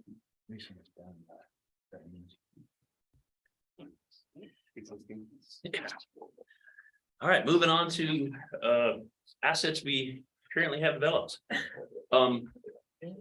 This is in the same vein, is a bit of an update per se, but there is one ask or recommendation. As staff is working through capturing our performance value for all of our facilities, part of it is and we'll have it in the regular session, new financial system, so we can track if it's not tracked, it can't be managed, but also a full building assessment of all of our assets. Where are our mechanical system? Where's our HVAC? Where's our roofs? What's our shelf life for these things? And so I included our snapshot assessment of how these facilities are currently performing. It painfully obvious that our light industrial assets are performing much better than our commercial assets. Marina Park #1, that is the DMV building. Their lease is up in December. And so part of the difficulty with that is it's a state lease agreement. And so it includes janitorial services, all of the utilities. It's not on our traditional triple net structure. And so they've been in a lease agreement for quite some time. We have the opportunity to revisit that and make sure that we are on a better end per se. Part of that too is getting down to the granular level of what maintenance costs are attributed to said facility. So we're looking forward to updating that. Marina Park 2 is the old chamber building. Part of that is still left unleased, not knowing what we're going to use it for, if it's going to be for the building. There's been talk about it being the new port office once this building goes away. More info to come on that. But essentially The one the that HNTB is in now. yeah, that's correct. Yeah, I can kind of see that could be used for the construction office for the new bridge. That's a Yep. perfect building for it. Really good, well located. And I think there's a deal that could be struck to not just give you credit, which is what you're doing now for a little bit of space, but maybe we lease it back. Yeah, there's talk about maybe this building lives as that feature for a period of time until it needs to be Maybe. demolished. But I think the it's still being analyzed and assessed, but the future of the port as far as our footprint is taking a little more precedence than where the future contractors are going to sit. So if that facility seems to be the best location, that's what we're looking at. Only challenge with that is that during construction, you got heavy equipment running all around it. If you use this for a laydown area, you definitely don't want the port going across that laydown area into that office. That's a Yeah. safety issue. To be considered, certainly. Interesting, how much commercial? We have very little commercial land and most of it's actually right there. If you just don't know this, how much commercial is right there? Ish. On top of my head, I don't know. You mean square footage? Acres, 2 acres. If that, probably. And then it moves over into the Marina Green a little bit, then it stops and becomes light industrial land again. The project is obviously gonna be busy with that land. I don't see how you put up an office building for the project right there, but. What if having a community development that requires commercial land that has the port office in it, 'cause the port's gonna be there anyway, that's leased out as a ground lease that redevelops all that after the project is done on already existing commercial land? We keep thinking of lot 1. What if something like that could be done here on this side more? When the project's over, that could be part of the initial construction. Just an idea is a way to actually use and lease out commercial land and get some revenue going immediately following. There's different ways to do it, but you could solve a couple of, birds with one stone right there and not be worried so much about using up trip counts on trying to maximize commercial somewhere else. Is any of this over here commercial? When you look at the city GPS or GIS, there's a little bit of overlay, but not much. And talking with the planning director, he felt that was just a discrepancy and that all Marina Green is actually open space. So surveys could show better. I will add that we've been working with HTMB on the 6F requirements and what our allowances are on our ability to actually redevelop the marina. Still yet to be determined what our capability is. And so the thought initially was just backfilling a space that exists. If we can't build, if we can build, I absolutely agree. It's a prime spot to be developed. More information on that to come.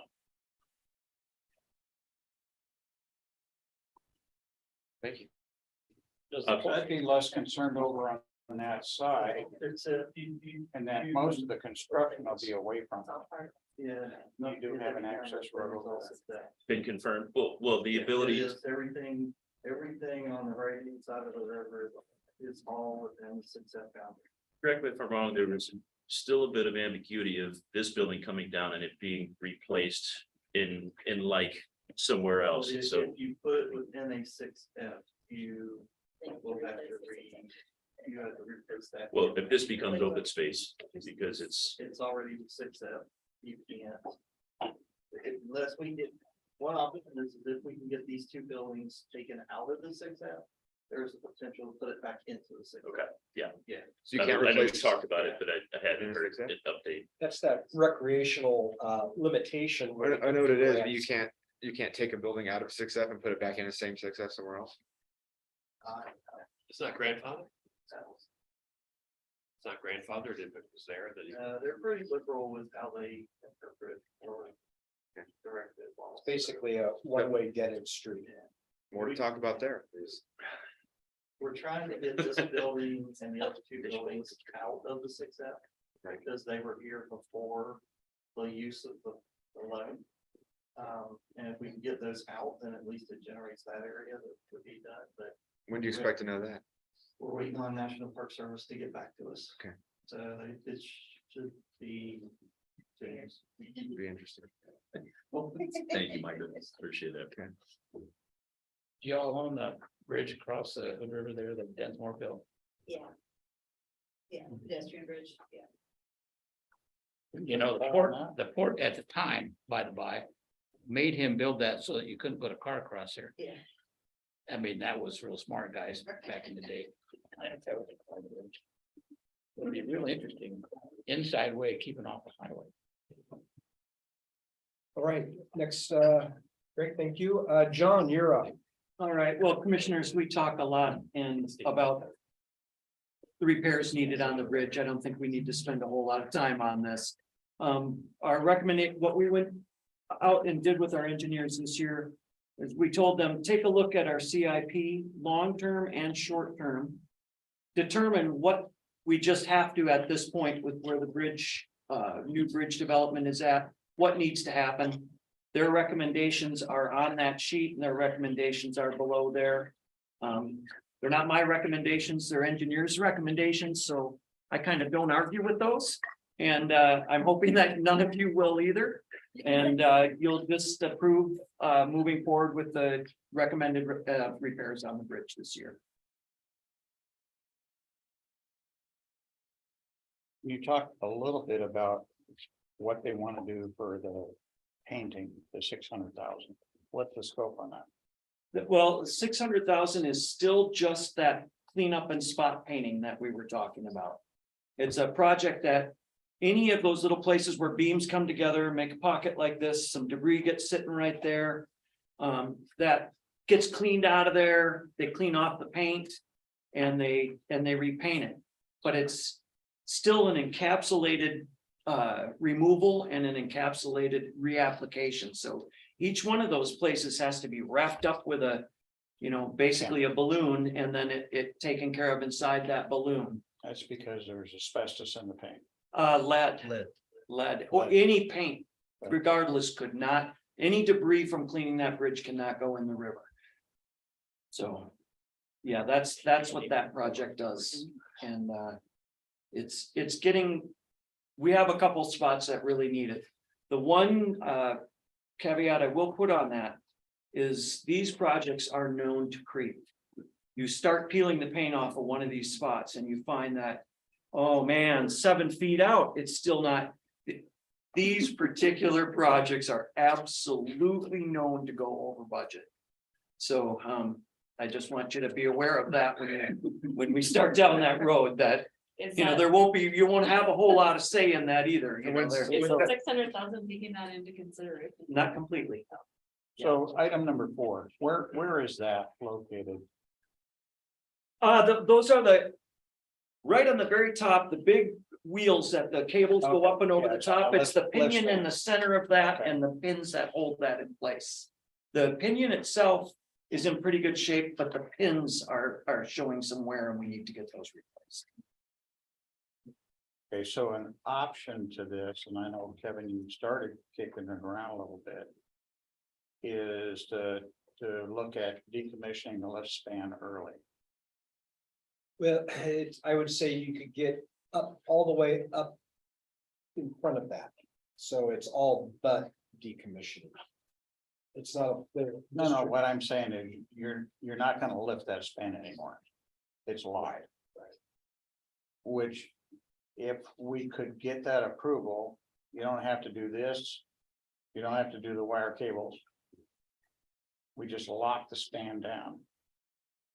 I think it's gonna take some time to do that, and at this point, we won't be asked to lock it down, we will be asked to lock it up. In the up position to allow out, right now, Federal Waterway has the right of way over our bridge and the bridge cross and traffic crossing that bridge. The boats have the right of way. And we do Okay, not. so I think. My recommendation is, I like where you were going with the discussion we had. I think we ought to put together a little plan to go test the water. To see what would it take to be able to lock it down. Limit the traffic under the bridge, and what I understand, the amount of boats we're talking about is very small. The amount of the boats doesn't matter.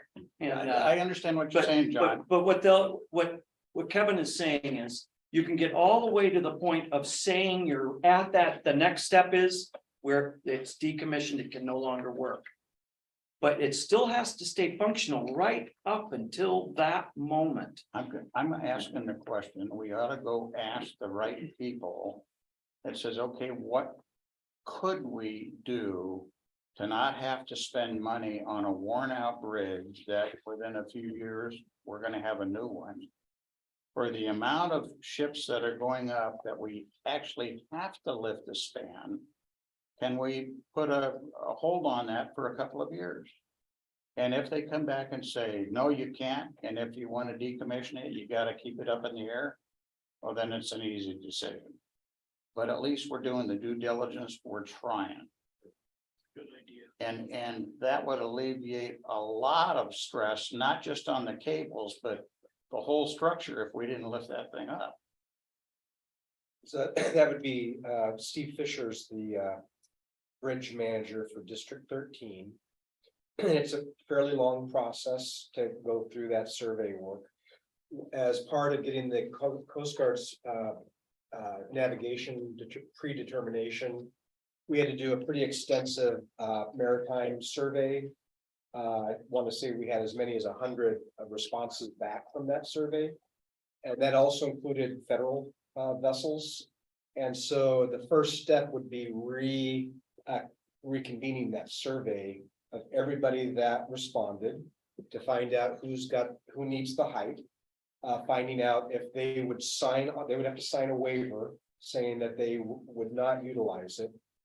And then with the federal vessels, the Coast Guard's responsibility is to convene primarily the Coast Guard, but also the Army Corps. And then the Coast Guard would facilitate a discussion to see if the Army Corps or whomever would be able to use smaller vessels. Yeah. So John, question for you in the last year. Other than lifting it for maintenance, how many times have we lifted that span? For both purposes, maybe. Not for any purpose other than maintenance. Two. So.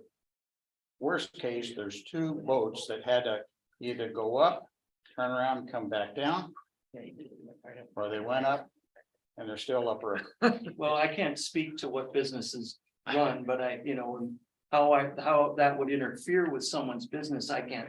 That's what those surveys are all about. But I think when you're talking 2 in a year, it's worth having some more discussion on. I guess there's some language somewhere in us owning a bridge that says if you want to own a bridge, it has to be operational, whether it's 0 or 2,000 of them a year. It works, or you don't have a bridge. And if you want to lock it, like you said, my guess is there's language or something. That's exactly right. Your call, but I think it's worth a discussion, at least with the manager that you're talking about. Would they even consider? Why would you have to go through a survey He says process? no, then we're done. Why would you have to go through a survey process just to ask a simple question? Yeah, it's the same reason why we ended up getting the 90 feet of height, and it was the one vessel that drove that was the Lady Washington out of the Port of Grace Harbor. So there weren't any other vessels that would go upriver taller than the Lady Washington. So that's the use of the surveys to find out all of the users. It included a lot of companies out of Vancouver that do the big industrial barging and shipping of like the wings of the wind turbines. Sounds like you already have a survey. Well, the bridge will have to do that survey when we get the permanent determination. We're gonna have to redo that survey anyways at that point, but I mean, it's down the road, but. Kevin's right, I mean, you're gonna have to go through the survey, and he won't give you an answer without that survey. He will not tell you yes or no. Well, based on the survey that we've already done, and there was only one that went up, and then knowing that we've lifted it twice in a year. I think what he's gonna tell you is go do the survey and go through the process, and if they're gonna be the same. Well, give me his phone number and I'll make the phone call. I mean, that's fine. I mean, if there's a consensus, I can certainly look into it. It's not gonna take any, much time to do I that. think a 5 or 10 minute phone call. Kind of put it together to bed, or hey, there may be something here. And, maybe as we get closer to replacement, there's a big difference between closing the river to a certain height ship forever versus maybe 3 years. Well, When we I'm, get to a certain certainty very good. of the construction schedule, maybe in 2025, we can say it'll be 2 years. But I would rather not spend a couple $1 million now if we don't really have to. If we have to, we have to, but. Again, it's not only the cables. Every time you move that up, it puts additional strain on the structure. And it's 100 years old. The tour boats and the commercial boats all go under that all the time. Oh, yeah. The tour boats even have stacks that go down, so they can go under it and come back up. So, everybody knows what that is. If you use that a lot, there's no way in the world you're gonna have to sit around considering all the locks you gotta go through to watch that bridge go. What do we charge about to raise the? It's not, It's there's not. no fee, it's. I have a question. I've always wondered, what's the take? Who goes out and closes the traffic? One of you guys goes out and. That's Ryan.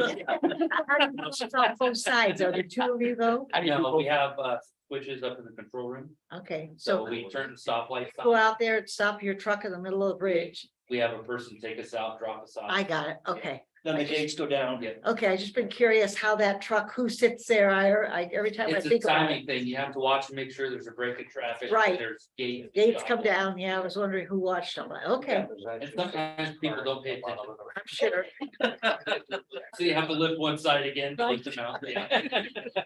Because they're sitting in the wrong spot. Yes. They didn't want to go for a ride. They ignored the stoplight. You'd be surprised how many people will absolutely ignore that light. Or they try to beat it. Yeah. Try to beat it. Yeah. Coming down. As the bridge is coming, yeah. Okay. Anything else? Okay. Thank you, Commissioners. Yeah, thank you, John. So is that gonna be an action for you to go do? Yeah, I'll go Good. get a little summary if you want to, I'll report back. And there we go. Then we got Mike Shannon on bridge replacement. I want to keep this pretty short unless you have questions. Our contract, original contract was good through June 30th. So we're looking at a 3-year contract, so we're putting together our work plan grants program for that for the next 3 years. We're gonna do a de-obligation of what the current funds are, so we have, know what we have left. By the end of June, and then we will subtract that off of what our 3-year proposal will be. Some of the main activities, one of it is gonna be contingent around what funding we end up getting. 99% of our funds come from grant funding. The only thing that really is not, majority of what is not is lobbyist funds, and then we'll allow grants to do that. If we do not get funding, we will have to refigure what we're gonna do on the project. And it'll be primarily looking for more grant funding over the next few years until we get additional funding. Have you gotten an update on where we are with the funding, and do you want one? I'll give you a 2-second version if you want to hear. Give us a 2-second version. So Washington the House did not put any funding in did not advance any of the funding. The Senate proposal on the Washington side put 15 million, and in this biennium, 30 million, in the next biennium, and 30 million in the biennium after that, and then 44 million in future, not real money. They will be negotiating that out in the next couple of weeks, so by the 23rd of April, we will know where we got or whether we got any Washington funding. Oregon has Senate Bill 431. They are having a number of recent conversations have been that they're looking at putting 30 million in this biennium to kind of match what Washington's gonna do. So we should know that, probably won't know that one until June. And then we are in the process of redoing our grant applications. So we recently submitted 8 million for appropriations request through the feds from both Washington and Oregon as a combined 8 million. And then we also just submitted a raise grant for 3.6 million to do a bike ped transit study, so that at the end of the bridges, we're not just going, bike ped to nowhere. And we know kind of have an idea of what's going to go on at those ends. We're also the SS4A, which is Safe Streets for All. Grant application cycle just came out. It can go up to 25 million, but you have to start with an action plan. So we'll submit it this year for an action plan. And then if we are successful in that, get the action plan done, we can submit for up to 25 million that could be put towards the bike pit facilities related to the bridge. Which could really pay for About half the of- lane on the bridge for the bike path. Yeah, about half the lane on the bridge. And then we will restart the cycle for the mega infra and rural or MPDG grants. And then those will be somewhere in the neighborhood of $200 million ask. And then the bridge improvement follows right after those, and that's another 100 million that we're asking for from that. So we got real good feedback from our D3 this year. We've got some work that was identified, but we've got action plans to address everything that was, brought up to us that we needed to fix. We've got all of that fixed, and we've done a number of things this year to advance those discussions. So we think our federal grant process is looking pretty good. When do the big ones get submitted again? I'm sorry. When would you submit those big ones again? So they have what they call a notice of funding opportunities. They're expected to come out in the next couple of weeks. It's about the same time last year. Right now it says it's spring of 2023. We're expecting it in the next couple of weeks, and then the VIP is probably May, June, when that one will come out. But it's due, the first one is like the June, July timeframe. The SS4A is due July 10th. And then the mega and rural grants will be sometime July or August, and the VIP will be August, September timeframe for those. So. And then we'll know November, December timeframe. Yeah, and we think, having strong commitments from Washington this year and from Oregon will leverage us, heavily for getting the federal money, and then we'll be ready to go. So. And then standing up the new bridge authority. Yeah. Having the commitment on a toll increase dedicated to the new bridge. Yep. All of that plays in very, very well. Both of those were two things that we heard back from them as being critical to us getting federal funding. Okay. So all of those things come into place, as well as state funding. I mean, everyone's kind of watching. As I say, we got the dominoes tilted and we're getting a little more tilt to it, but we haven't just quite knocked them over yet. But the project has definitely got a lot of momentum right now that is pointed towards getting funding. So I think we're in a good position.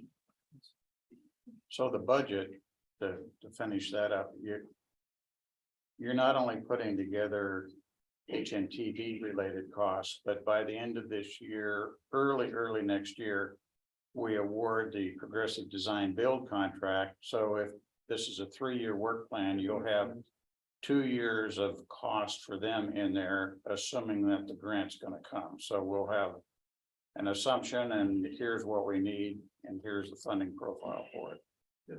And then if we don't get the funding, this piece of it starts to slide out. Debbie, I have a question for you. Yes.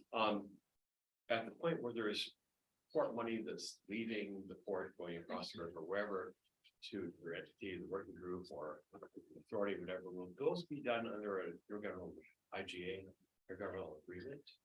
And will there be some oversight on expenditures and work programs? things of that kind. So we're reviewing all the grants right now, working with Brian from HNTV to look at all the grants to see what can be transferred and if there's anything that has to stay in the port's name. But yes, those would just get transferred over. The headquarters and stop me if I misspeak here, but the headquarters of the new authority will actually be headquartered in Oregon. So they'll follow Oregon law as far as, what has to be done. So they'll be required to have an audit under Oregon law, just like the port is required to have. And we do anticipate, it sounds like that the new authority will have an IGA with the port to provide accounting services, because they're not gonna have that much accounting. They're not really gonna need a full-time person. But they'll need to have their accounts payable done. They'll need to, have somebody that is responsible for the grants, somebody that will put together the information for the audit, things like that. And then under Oregon law, they're not required to have a legally adopted budget in their first year, but of course they will in the future. And they'll need a budget of some kind anyway, just for management purposes. But in future years, they'll need a legally adopted budget, just like we do here at the port. And all the grants are typically for specific services. And then we do a quarterly report back to you where we got them from. In the case of port revenues, like from the bridge, though, it's pre-construction period. I'm assuming there will be some kind of arm's length relationship between us as the funds provider and the receiver on the other end, in terms of what will be done with the funds and how they'll be used, and some accounting at the end of the year or something of that kind. Yes, and I envisioned it as being similar. So currently we provide the tolling services to the Port of Cascade Locks. And we do a similar process with them. Their tolls are tracked separately. The money all comes into the port, but then we remit it over to Cascade Locks on a regular basis. We'll do a very similar process with this, where the toll increase that we're talking about will actually go to the Bridge Authority on a regular basis. And they'll have their own bank account and everything. It'll be completely separate from the port as far as that goes. And then services that the port provides to this new entity will be covered under an interagency agreement, and the new agency will pay for it. Thank you. Thanks, Mark.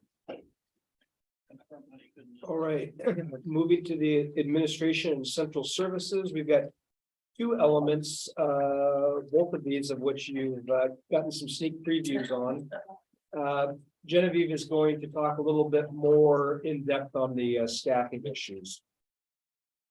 So, much like the paid parking memo, this is a list of staff recommendations we want your feedback on and consideration, and then we would move to the approvals process along through our budget process for the rest of the year. Like we've been saying all day, we have a real critical need, especially in the facility department, but really all frontline departments are hurting. And we've come up with some ideas to address that, and we want to get some commission feedback on some of these ideas. All of these issues do stem from the fallout of the pandemic, frankly. The term essential workers is something that we really need to think about, because these are the workers that we're talking about. You have to understand that the traditions of sort of scaling wages by education and skill levels is not working anymore, especially for jobs like cleaning public restrooms.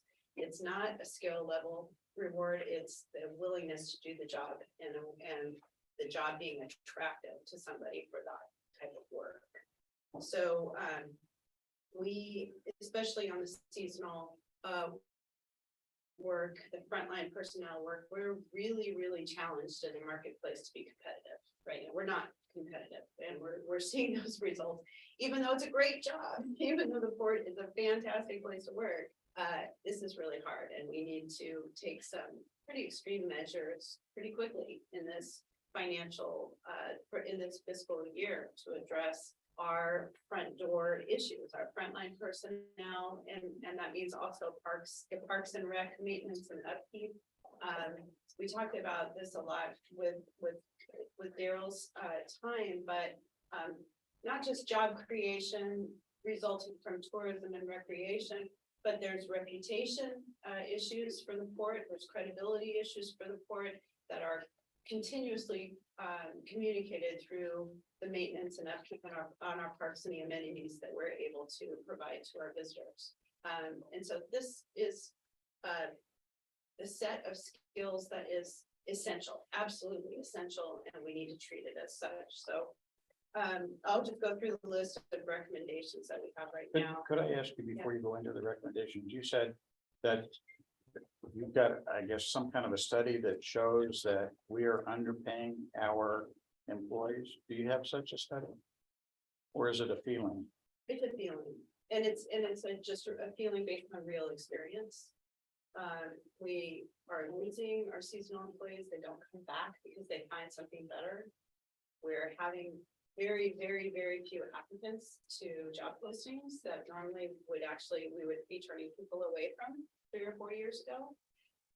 It's a feeling based on experience. No, I have not conducted a study that so it's kind of try to address this. When we do salary comp studies and do salary surveys, we do that only in the government sector. So when we are looking for a salary comp for a janitor, we are looking for a janitor that works in the government sector, not in the private sector. Why do we do that? I don't know. It's a good question, but that's how it works. I mean, we're kind of a private entity. Yeah, we're kind of government, We're government, right? but. it Because they're doesn't competing mean with the same we're- employees, so why the hell would you just live in one section? Yeah, Yeah. exactly. So I mean, that's something to be addressed, you know.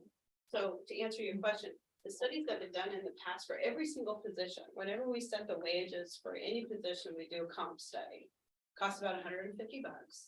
And it's a survey of like employers, government entities, for like positions, usually determined by the title of that position No, and the duties. I'm And familiar. it comes back and says, here's the comps. And what we're saying now is that those comps aren't helping us really in hiring. It helps us to know that we're being fiscally responsible. And we're paying the same thing that other government entities are paying. But other government entities are having the same trouble we're having. I would say the biggest example of that was, I was listening to KIHR, the morning show. Yeah. The Mark Bailey show, and they had Jeff Hexel, the county administrator, on, and Jeff said, we are bringing entry-level positions at the step 7. Right. Because of the county's faced with the same issue. And the step is a approved level. That's the constraints. Jeff's working in the same constraints that we're working at. We haven't gone all the way to step 7, but we're hiring at step 3, 4, 5. I mean, because we have to. Is it a port step? Is this a government? I'm sorry, what is this So it's step? Is step it port, system. approved by the port or approved by? By the port, yes. Okay, so we can change it. We don't have to, we're not going to the county steps. Yeah. Okay. All of it. I don't know what that means. Okay. All of this. So, so this is a list of recommendations. All of us met and tried to brainstorm ways to make the job more attractive, not just for recruitment, but for retention. You know, one of the things that also happens is if we say, okay, we're gonna pay, $30 an hour to all of our seasonal employees, so we can at least keep the bathrooms open. Then we have folks who lived here or worked here for 30 years who are making $10 less than that. Okay, so that's a problem, even though that person's getting retirement and benefits and things like that. So there's those considerations where you have to balance fairness with the really urgent need. So I'm just gonna go through a list of recommendations. It's just to get you guys thinking on what else we can do. The first recommendation is to increase the wage levels for non-management staff in all departments. That's the frontline personnel in customer service, toll collection, and facilities department. And that is to address that competitiveness issue just on the classified ads.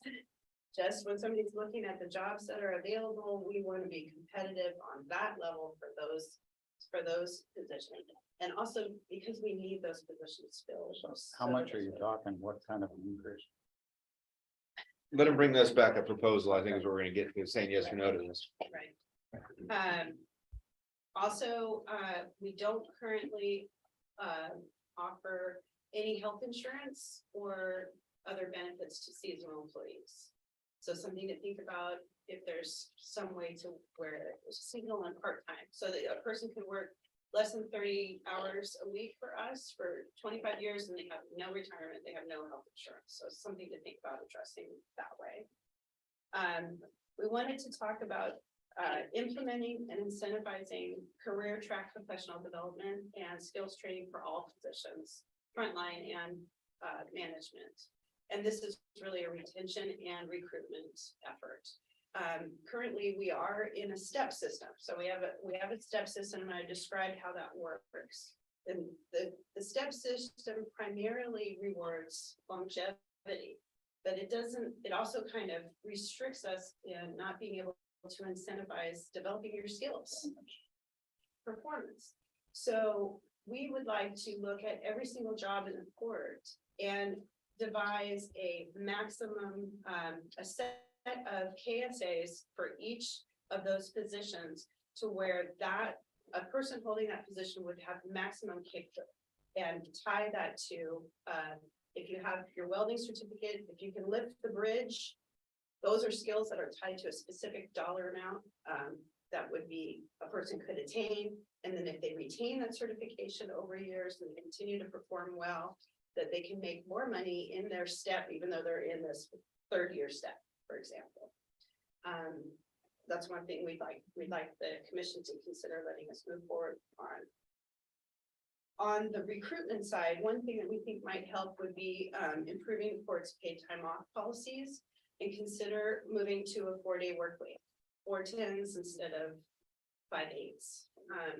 Particularly, I think in the facilities department, there's a huge difference between a 3-day weekend and a 2-day weekend, and there's not much of a difference between an 8-hour day and a 10-hour day. These guys are usually working those extra hours anyway to wrap up the project, but you can get a lot more rest and recharge time on a 3-day weekend than you can on a 2-day weekend. So we'd like to consider approval of looking at our scheduling and seeing if we can give the option to work 4 10s. So if you brought the person in on the 5th day, because we've got work for them, is that a time and a half or? Yes, that would be overtime time. Would you want everyone to have the same 4 days on, 3 days off, or is this No, a staggered rotation? We want to stagger for Yeah, coverage. you need a bill. That's correct. Friday. And that would actually help us during the weekends, during the summertime. Cover better. Okay. So we might have some guys that work Tuesdays through, whatever, we'd stagger it. So we have the proper coverage. Okay. Also, just thinking about having the port's federal holidays be in line with everybody else's. There's 2 federal holidays that we don't currently observe. We thought that would help make it a little bit more attractive. We also would like to consider, so right now, only full-time employees will accrue up to 10 days vacation plus 2 personal days per year. And perhaps that's adding to that is a way to, without adding to any fiscal impact, we could improve the lives of our employees and make it a more attractive job. The other issue deals with affordable housing. Of the 32 current port employees, 50% live outside of the city of Hood River with an average 30-mile round-trip daily commute. So this is because we can't afford to live in Hood River. So certainly with fuel prices lately, the commute is a burden on those employees, and there may be ways that the port could help. What that would do would open up greater pool of potential employees if there was commute assistance to the work site back home. We want to be able to think creatively about maybe reducing our employees' gas bill to get to and from work. We have employees that live Lyle, Appleton, far and wide, and are spending a lot of their paycheck just to get to work. And that means that they're looking closer to home. They're looking for better jobs, better pay, less commute, and this might be a way to retain those folks if we can get creative about that. One idea was maybe we allow facilities crew to take the fleet vehicles to their home, to and from work. And so they're not driving their personal car and then getting in a fleet vehicle, just an idea there on that. We've talked about before enhancing recruitment and outreach activities to the area high schools and colleges. John went to the high school, I think, twice last month. And Both sides. both sides, literally begging kids to come work for us. It would be nice to equip him with a sweetheart deal for those kids. One of the things we thought about was trying to explore the option of hiring bonuses, which are generously offered right now in the private sector. It's one of our competitive problems. For government entities, there was a very temporary allowance to do that because governments like ours were struggling to hire people. For a little while in Oregon, they let governments do hiring bonuses, and that has ended. There is legislation pending right now to let us do that again, but we'll let you know if we get to a point where we could maybe do that, especially for the high school kids in the summer. Talking about PERS and talking about, retirement plans and healthcare, that is not something that they really care about, but they do care if they can buy a new car this summer with maybe a hiring bonus and, work that important. So something to think about. We also want to talk about a concerted effort to ensure that we are exploiting all hiring opportunities in Spanish-speaking community. Starting probably about 5 years ago, we made a really concerted effort to ensure that our customer service personnel were fluent bilingual English and Spanish so that we could better serve our customers. And we provide brief-by materials in Spanish. If somebody calls and they only speak Spanish, they will be able to talk to somebody on the phone or here in the office. We want to make sure that we have that in all of our departments, that we are not missing an opportunity to hire somebody simply because they don't speak English. So that's something, if there's a cultural barrier, if there's a language barrier, and we're missing really great employees, we want to be able to address that. We also want to talk about moving toward automation for some jobs in off-peak hours. Marcela Diaz and Yana Scoggins and Debbie have put together a pilot program to move to all electronic tolling from 10 p.m. to 6 a.m. for a 2-month period for evaluation starting in May with commission approval. So Marcella has worked really hard on the schedule, and we're going to look and see how that might work. That would involve during those hours not charging the ancillary fee for non-Breezeby customers, which we did when we had to shut down the toll booth for COVID.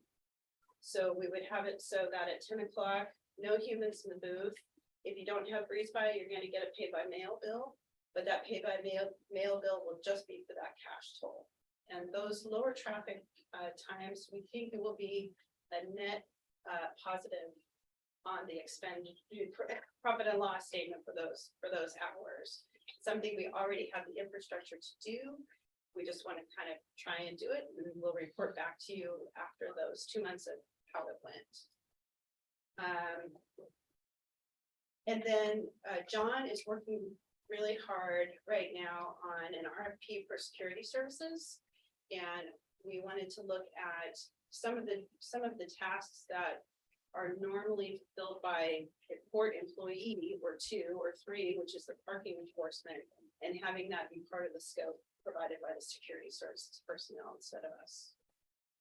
So those are our ideas, and just want to get your feedback before and we'll come back with numbers. Any questions? I'm just curious how much it costs for the pay by mail for the port to send out the process. Yeah, if Debbie can help me with that, but my understanding is about $1.65. If we already have the license plate in our system, we don't get the DMV fee for the license plate lookup, so it's less expensive. But that first time that somebody crosses the bridge, if we have to do the DMV lookup, it's $1.65, I think, per billing total cost, including postage, the envelope, and our computation of staff time. So that's why we want to $2. keep it to, you know, Marcella and Yana look at the traffic counts by hour. To kind of pinpoint a time period where there's so few traffic, there's so few people crossing the bridge at 3 AM. That we're losing money and having humans in the booth at that time. To where, and we've also, I should mention, as part of this, we have one tool taker out right now on medical leave, which we're not sure if he'll be back. And then we have had another person retire and another person let us know that they might retire. So this schedule is filled by our current employees without having to lay anybody off or hire anybody. So it's a nice time to try this pilot because we might be able to save some money and test that full all electronic process altogether right now. Just curious if you've looked into, like, if there's any way to stop at the booth and pay by text or something digitally that way. Put a jar out there. Yeah. I can check and see. I haven't had the opportunity to take a look, but there's a lot of bridges in this country that are all electronic, that Yeah. don't do any, that don't even have toll booths. Like the new bridge will not even have a toll booth. Yeah. So I'll take a look and see what else is out there. about this. Sending stuff by mail seems antiquated. Well, that's one thing that expensive.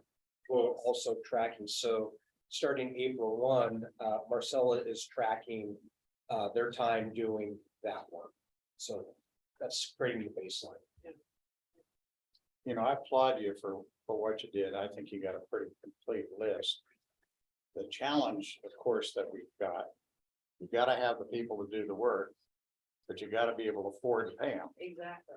And we don't know where all that is right now. What I really liked was the idea of increasing education, knowledge. What I'd like to see is not just that, but performance. So personally, I love to pay people if they perform well. I will pay you more than this person over here that kind of shows up, goes through the motion, but's not really, you know, hitting it hard. I'll pay this person a lot more than this person, and I'm okay with that. I would love to be able to see that we do something like that here. And especially if we can get everybody energized into the new world that we've got. Where we've got to increase productivity, but we've got to do it smartly. And we've got to figure out how to generate revenue that exceeds expenses. And my gut feel is we've got a lot of staff here that have been here a long time, and I'm watching you, and you're going, yeah, I know where there's stuff. I know where somehow we got to capture that and turn it loose and mine it. The challenge that you've got, this is kind of the standard, and I've been around a long time and we've used this. The secret is, where is the sweet spot? And a lot of times dumping money is not the answer to the problem. It's part of it, but not all of it. If you can show people that you've got an environment that is fun to work at, challenging, but rewarding, that word gets out. And that is not as important as pay, but it gets pretty close to it. People will come for pay, but they won't stay necessarily for pay.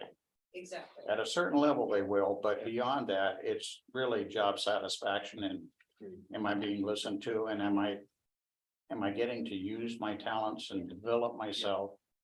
So I would really encourage us to think about that other piece of this. The other thing I brought to my mind is we're not the only ones got this problem. We are not. We can't even headhunt anybody because there's nobody there. Right, yeah, so I almost think it would be worthwhile to start a little user group. That maybe you get with the other port, maybe you get with some of the businesses around. That use kind of the same level of talent that we do. And see if you can't start to think about, what can you do as a group to attract more people into it? And it may very well be that the housing costs are so high, maybe it is a good idea to pay a commute cost to reward people for driving an hour a day to get to work. I think it's every year we've been here. We have been asked, we need employees, and every single year this commission has said, yes. But it doesn't happen. Always been as supportive, it never happens. Okay, there's multiple reasons why. This is a great. Probably what we've needed for the last several years. I think it's a great start, so I'd love to see it brought back to us as a proposal. Probably gonna be some questions about how we pay for it. I would say a lot of the need here is from it is generated at our non-revenue generating properties is where a lot of that staff need comes from. So we're gonna need to look at our usage fees, probably as part of the how do you pay for it, because gotta tell us how you're gonna pay for it. But I think it's a great start. So if everybody's fine, I'd love to see more. Okay, But think. we gotta move on. I'm sorry, we have got to move on. This meeting's over in 10 minutes and we got one more thing to do. We have a published meeting at 5 and we're gonna take a 5-minute break first. So, thanks, Ben. So the last one is Debbie on the financial software. And Debbie's tired, ready to move on as well. So and we've talked about this. So the only thing I am gonna add, though, when you were mentioning about mail, how that seems so old fashioned and all that. One of the other things that, and I don't believe it's mentioned in here, one of the other things we're really looking for in this new software procurement through this whole process is to get a lot more online options where people can go online and pay for stuff. We get requests all the time. I mean, BreezeBuy is great, and we would like to, do those types of things for basically everything, so that people can go online and pay stuff and not be mailing us checks or coming in and bringing checks and things like that. So that's another aspect of this, but you've heard how horrible our software is. I'm not going to repeat it, and we need new software. So unless there's any questions that somehow did not get answered about software. Here's my total comment, or go faster. Imagine that. Yeah, that's price on that. Debbie, how long do you think it'll take? Usually these have unforeseen certain consequences. Roughly a year. A lot of it is outside of our control, because once we select something, then we're kind of at the mercy of the software company themselves as to when they can get us trained and implemented. A lot of them are backed up right now. And so we're kind of at their mercy. But it also depends on what we select. If we select something I've used before, then it won't take as long. But I don't want to limit us. I want us to make sure we're getting the right one for the port. And so I'm not limiting it to, saying, well, I've used this one before, so it'll be cheaper for us to implement and faster, but it may not be the best choice. So I want to make sure we're making the right choice. All right, I think we've done it. Any last questions from anybody? So the date of the budget committee meeting will be May 2nd. and we will have numbers by There will be for next year, there will be very clear numbers. Yes, there has to be. Thank you, everybody, for your time and hard work on this. Hopefully. It's gonna be at noon with food, or is it gonna be at 1? There was what's new food. Where's my pizza? There may have been some staff questions about that as well. Was I the only one that was thinking that he was, when we get to 1 o'clock? Budget cuts. Yeah. Budget cuts.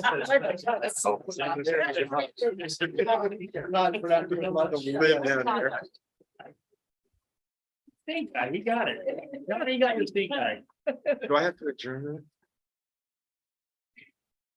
Hey, I think we're pretty good lunch. Yeah. All right, let's take a couple minute break. We have until 5 o'clock. Guys, Always, guys. guys. Pleasure to see you.